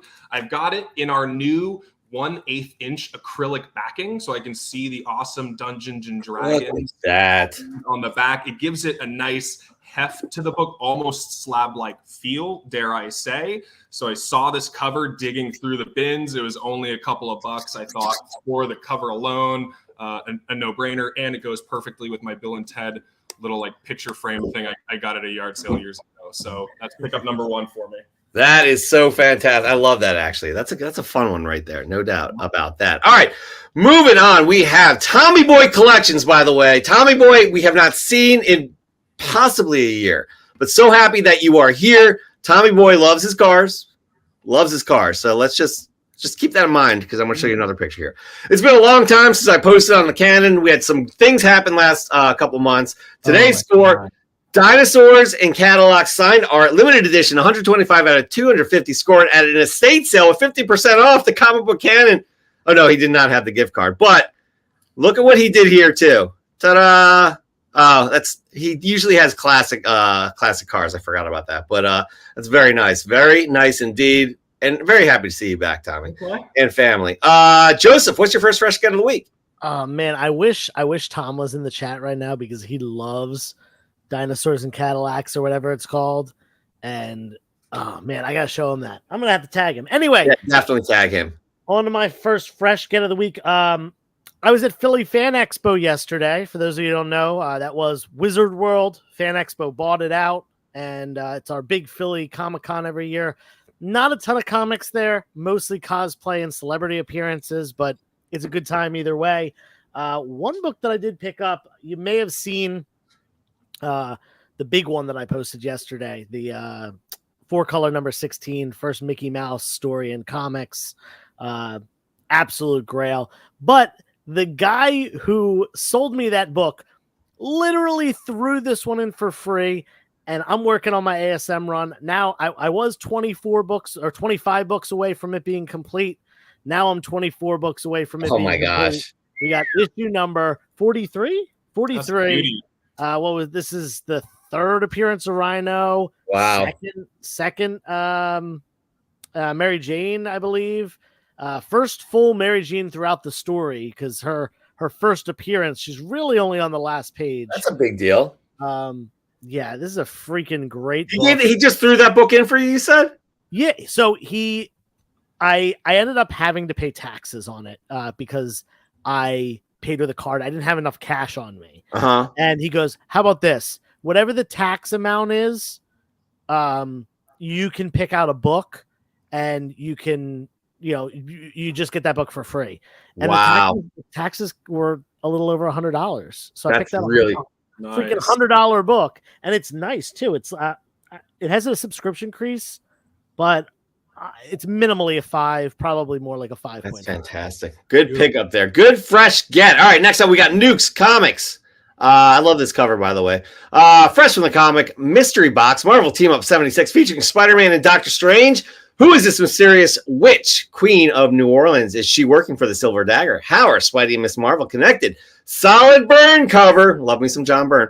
Along with a suspenseful Chris Claremont story. I picked this up from a Jernos mystery box. Good stuff indeed. Absolutely. We love Christopher. Nice. All right. My turn, guys. My first fresh get of the week. Where was I? I don't know where I was, but damn, I can't even remember where I got this, but I got it recently. This is Fantastic Four 142, the first appearance of Darkoth the Demon. Who knows if anybody's going to come of that, but it's just a fun little cover. Got this for $3. Ooh, so, yeah, right?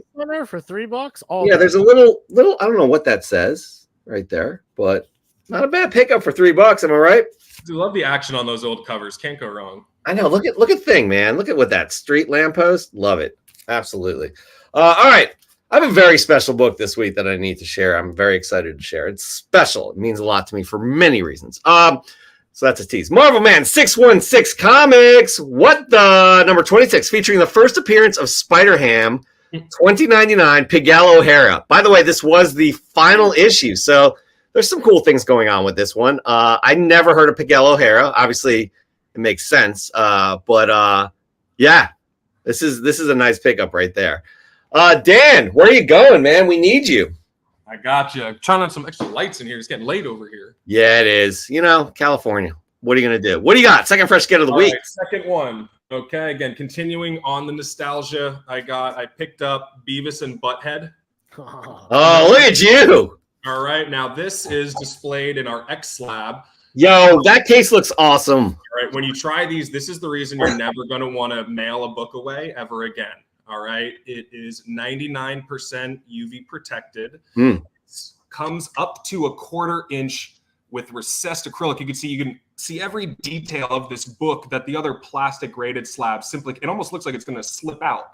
Yeah. It's completely encased. They come with display stands too. So after I self-slab the book, again, everything ships to you. You just pop it right up on the shelf. I'm going to put this one up in the living room. I love Mike Judge, King of the Hill, Beavis and Butthead, anything he does. So I saw this one, and this is a perfect example of a book that it's not necessarily like about monetary value of it, right? I would never send this off to get graded, but I want to protect it. I want to display it. Again, both sides. Oh, it's so great. So pickup number 2, Beavis and Butthead number 1. That, again, your cases look so smooth. Yeah, that looks. I'm gonna so smooth, dude. Thank you. Also, again, the biggest thing. No, yes, UV protected, 99%. It's museum quality, shatter resistant acrylic. There's no branding. There's nothing etched. There's no logos or holograms. It's just clean acrylic. So that way the emphasis is always on the book and the artwork, which should always be the main focus when you're displaying that. I love it. I do have it's not bulletproof, right? No, well, I mean, we're going to find out. Stay tuned in some of Crafti's videos. We'll have to see. Let's see. I've run over it. I've done a drop test. I've done a flame. I've melted them to see how the consistency level, of acrylic way higher than that of plastic. So bulletproof obviously has to be next up on my list of what can I do to my. Well, you have competition with Chet, so sorry to burst your bubble with that. We got Son of Comics. Son of Comics always stamps his fresh gets with the Red Hulk statue, always. So just letting you know. But I love this cover. Miles Morales, Spider-Man, #1, signed John Jiang, exclusive variant. On my way to see Across the Spider-Verse. Let's go, is what he said. So that cover is outstanding, by the way. Absolutely outstanding. Joseph, your second fresh get of the week. Yeah. Okay. So this, I have a friend who was buying some comic art, which I actually bought this weekend, but I won't be picking it up to Terrificon, so you're gonna have to wait on that. But he was buying an original page, and he wanted to raise up some money in order to buy it because comic art's expensive. So he had a bunch of slabs that he didn't want anymore. He brought them to me and said, what do you give me on these? I made an offer. He was happy with it. Basically paid for his art. One of the books right here, and I am not determined whether I'm selling this or not. I did have it up in my claim sale last night. It didn't sell, and now I'm like, oh, maybe I should just keep this. This is Sonic the Hedgehog, number 13. It's a newsstand. This book came out in 93 or 94. So lower print run for the newsstands. Yep. And this is the first appearance of Knuckles in comics. My daughter loves Knuckles. We just saw Knuckles in the movie. Knuckles is getting a series show, right? Before the next movie. Yeah. And this is beautiful. That's awesome, man. High grade. Now, if this was a 9.8, I'm keeping this all day. It wouldn't even be a question. It being a 9.6, the fact that it's a newsstand makes me want to possibly keep it, but we'll see. I'm going to make a decision. That's great. That's a great pickup. I love that right there. Yep. Great stuff. All right. Next up, we have Marvel Man 616 Comics. Wait, I just did this. Sorry, guys. I lied. It's the Collector Without Fear. Slabby Sunday. Comic Book Cannon crew got another special one for Fresh from the Comic Shop. Daredevil 168. First appearance of Elektra, signed by Living Legends, Frank Miller, and Klaus Janson. I've been waiting to add this one to my collection for a while now, but every time I found a raw copy, it was too beat up, and every slab I came by was too pricey. I came close to buying an 8.0 last year, but held off. Recently, I came by this copy in CGC 9.4 Universal Blue Label. It looked like it had some pressable defects, so rather than spend more for a higher graded copy, I took a chance. I picked up the 9.4 for less money and sent it to be cracked, signed by Miller and Jansen at an in-house signing, pressed and regraded. Lo and behold, it came back with the grade bump I was looking for. That bump comes with a significant value increase, not to mention all in. I spent about $400 less than it would have cost me if I bought that 8.0 a year ago. That's incredible. This is a massively important book for any Daredevil fan and a truly prized possession in my collection. That custom Daredevil label is not too shabby either. He always, this is a great example of taking a really well-composed shot, very well lit.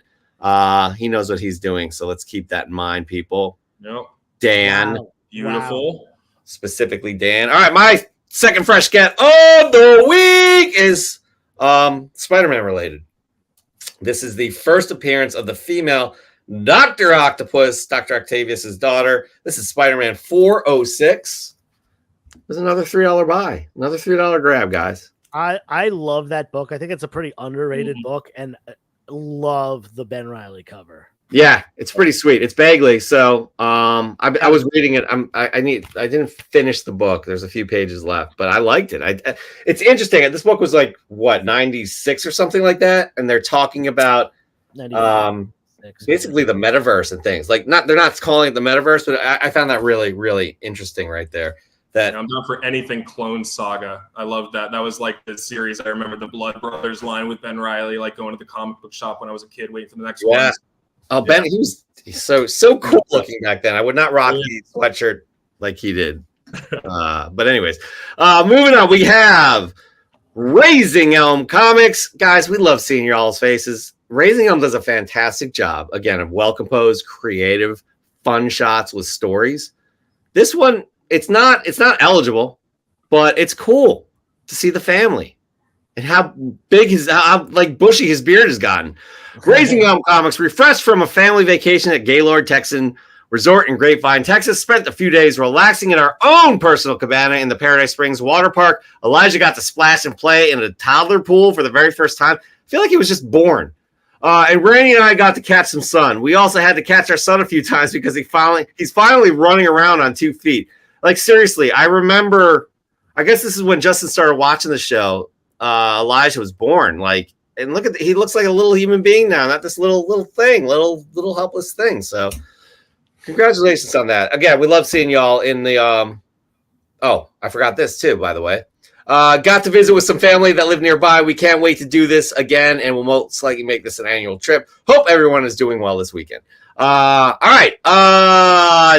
Dan, your last fresh kettle of wheat.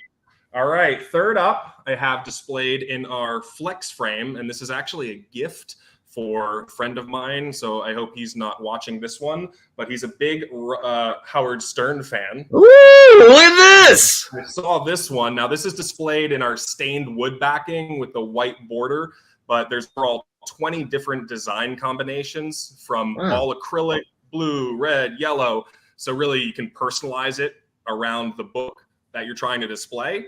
But also you can open it back up and the border colors are interchangeable. So you could swap out different border colors, different books over time. So one frame can take on infinite looks. But because this is a gift, I kind of wanted to take it to the next level. So here's what I added. Inside of the frame is our new Crafti Curator. Watch what happens when I take my phone and I hold it up to the corner right here. It opens up a YouTube video that's going to actually play the best arguments from Howard Stern. That is so cool. Stop it. My friend can relive the Howard Stern show whenever he sees this book up on his wall. Doesn't need an app to do it. Doesn't need anything other than a phone and hold it up to the corner where the Crafti Curator's located. So it's like a museum. That's right. It is the idea we wanted to create because we listened to a lot of collectors who are saying we love the displays, but we want a label component because it's important to identify what it is and why it's important. But I didn't want to add anything to the frame or the slab to, again, distract from the book. So by making it digital, anything with a link. So whether you have a PDF of a COA or a video of you meeting the artist and signing the book, maybe it's even a video of your child doing the artwork that you can tie to that book. Oh, wow. Okay? So with our Crafti Curators, you can really preserve the story of your collection however you want. And you can lock it or you can rewrite it again and again. So again, this is the gift that I got from my buddy coming up in our flex frame. And they're for modern comics through the golden bronze size, all the way up to the treasuries, which are amazing because the treasuries always have such great artwork. So good. You should really start a business. That's crazy. That's so good. That's freaking. Well, I'm glad you guys enjoy. It's one of those things that at first too, people were a little slow to get, well, how does it work? Do I have to submit to be part of this? Do I have to send anything in? No, you just order it online. We ship everything to you and we give you instructions on how you can, within 30 seconds, program any digital experience to your physical collectibles, and it just takes it to another dimension. That's absolutely outstanding. I'm so psyched for you and your company. Thank you very much. I appreciate it. It's been fun, and again, wouldn't be possible without guys like you and just collectors taking a chance on us at first, because I know the concept of what we were trying to pitch of don't send your books to be graded. It's more about the perceived value in your eyes and the experience and the displayability. But again, just appreciate you all and everyone who's ever worked with us. Real quick, Paul Bond,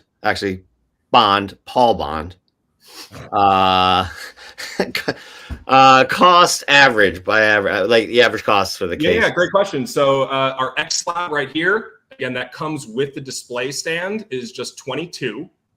That's really good. 22. And then our flex frame that you see here starts at just 25 for the all acrylic.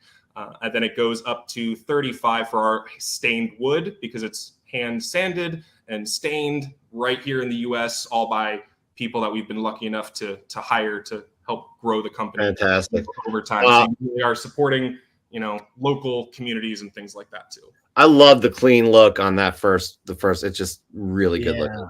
All right, moving on. This is our last fresh get of the week. So Dan, you got some work to do here after this one. I'm stressing because I thought I had a favorite, and there's a couple others that have come up, and I'm like, ooh. You're gonna have to name 3 that have stuck out for you, but you're gonna have to pick one to move on. So, we got Josh's Comics, good friend of the show. New Gods #2, first cover and second full appearance of Darkseid, first cameo and team appearance of the Deep Six, Darkseid's mercenary force that respawn when killed. It's also first cameo of Sliggett's. Probably my biggest pickup from yesterday to have this awesome Jack Kirby cover. Having this in the PC makes me happy. Also, it's my fresh from the comic shop for Comic Book Canon. Thank you, Josh, for sharing. Again, Dan, so now is the time. You can zone out Joe and I, because we're going to show our last fresh gets of the week and get to work. Joe's already got his algorithm going, so that's our backup plan in case you fall over and can't talk. But let's just go. Joe, what's your second fresh get of the week? It's my third, but that's what I said. I said third. You misunderstood what I was saying. So this book, it's got a really great story. Check out my YouTube video this week, because to make a long story short, I acquired this because I was asking questions at a flea market. Not the place you think about finding Golden Age Batman books. Oh, this is a really sharp copy. I think it's minimally a 5.0, probably more like a 5.5. And now I'm all blurry, but this is Batman number 19. We got a Dick Sprang cover. Actually, his second cover. CGC for some reason listed as his first cover, but it is on Key Collector. It says it's his second cover. Why does it look like that book was published yesterday? For real, like I know. A Mylar, it's got to be. It might. I would not be surprised if I got like a 6 or maybe even a 6.5 on this. Wow! I think it's probably more like a 5.5, but it's tough with Golden Age books. They almost like grade things differently. Now, there were 10 books in this collection. I bought them all. I bought the whole collection. This was not the best one. So look out on my YouTube video. That's a tease, people. Yeah. This was the second best book. So I want to show off something really cool, but there is a better book than this. I just about crapped my pants when this guy who I got his number at a flea market sends me a picture of a Batman 19. Yeah. So by the way, Joe's link is down below. You should be following him. If not, we'll probably just end Comic Book Canon and just sulk in a corner. But you definitely should follow him. All right. My final fresh get of the week mashes up 2 of my favorite things given to me by one of my favorite people. Joe, you're going to start crying soon, as am I. Okay. I'm ready. I'm composing myself emotionally. Oh, I know what this is now. I love Tribe Called Quest. I love Tribe Called Quest. I left my wallet in El Segundo, just changed music for me. Like, it really, it really did. I love Spider-Man. My favorite superhero of all time, ever since I was probably 4 years old. I was the smallest kid in my class all the way up to junior in high school, got my ass kicked so I could relate to Peter Parker and Spider-Man. You mash up these into like a hip hop cover and you get absolutely something amazing and given to me by a really amazing human being. It's like an honor, and I'm really appreciative of this. I love this book, Joe. Thank you very much. Like, it's Amazing Spider-Man #1. It's homage of Tribe's third album, and it just, I love it so much that this will be my first book I put in a Crafti case. So no doubt about that. Perfect one to do it, and you can then link it with our curator to your favorite Tribe Called Quest song. There we go. That's going to be tough for me. I don't know. I can't decide on that. But I seriously, I am in love with this book. I love this book. Well, I'm glad you had a good third night of Hanukkah. Oh shit! This is my third Hanukkah gift. That was the third. Remember when I gave it to you? I said that's for the third night of Hanukkah. You gave it to me last week, though, so it's for next. It was belated. Oh, I thought it was for next Hanukkah. All right. So here we are, Dan. Are you gonna stir your responsibilities? You're gonna face them like a man. Man? Yeah, I'm gonna go man. I'm gonna go man with this one. Thank you. Yeah. I mean, a woman does it too. I mean, we've had woman guests on here too, but you're. Well, I'm gonna go people. Yeah. Persons. You're gonna do it like a human being, a responsible adult. How about that? I'm just so angry because I don't know if I have faith in you. What do we have? What do we have, Dan? Talk to. Okay, I can do. All right. So here's my top 3 that I'm thinking right now. So I'm going to start with number 3 and work my way up to number 1. Okay. Number 3 was the Daredevil. Okay. I thought the presentation of that photo, I love the action figures, the pose, signature really pops off with that white. Like, I like, again, going back to, I like signed books, and I like when the signatures do kind of pop off on an offset color. And the Daredevil label. So that's my number 3. Number 2 was the John Jiang Miles cover. Oh, yeah.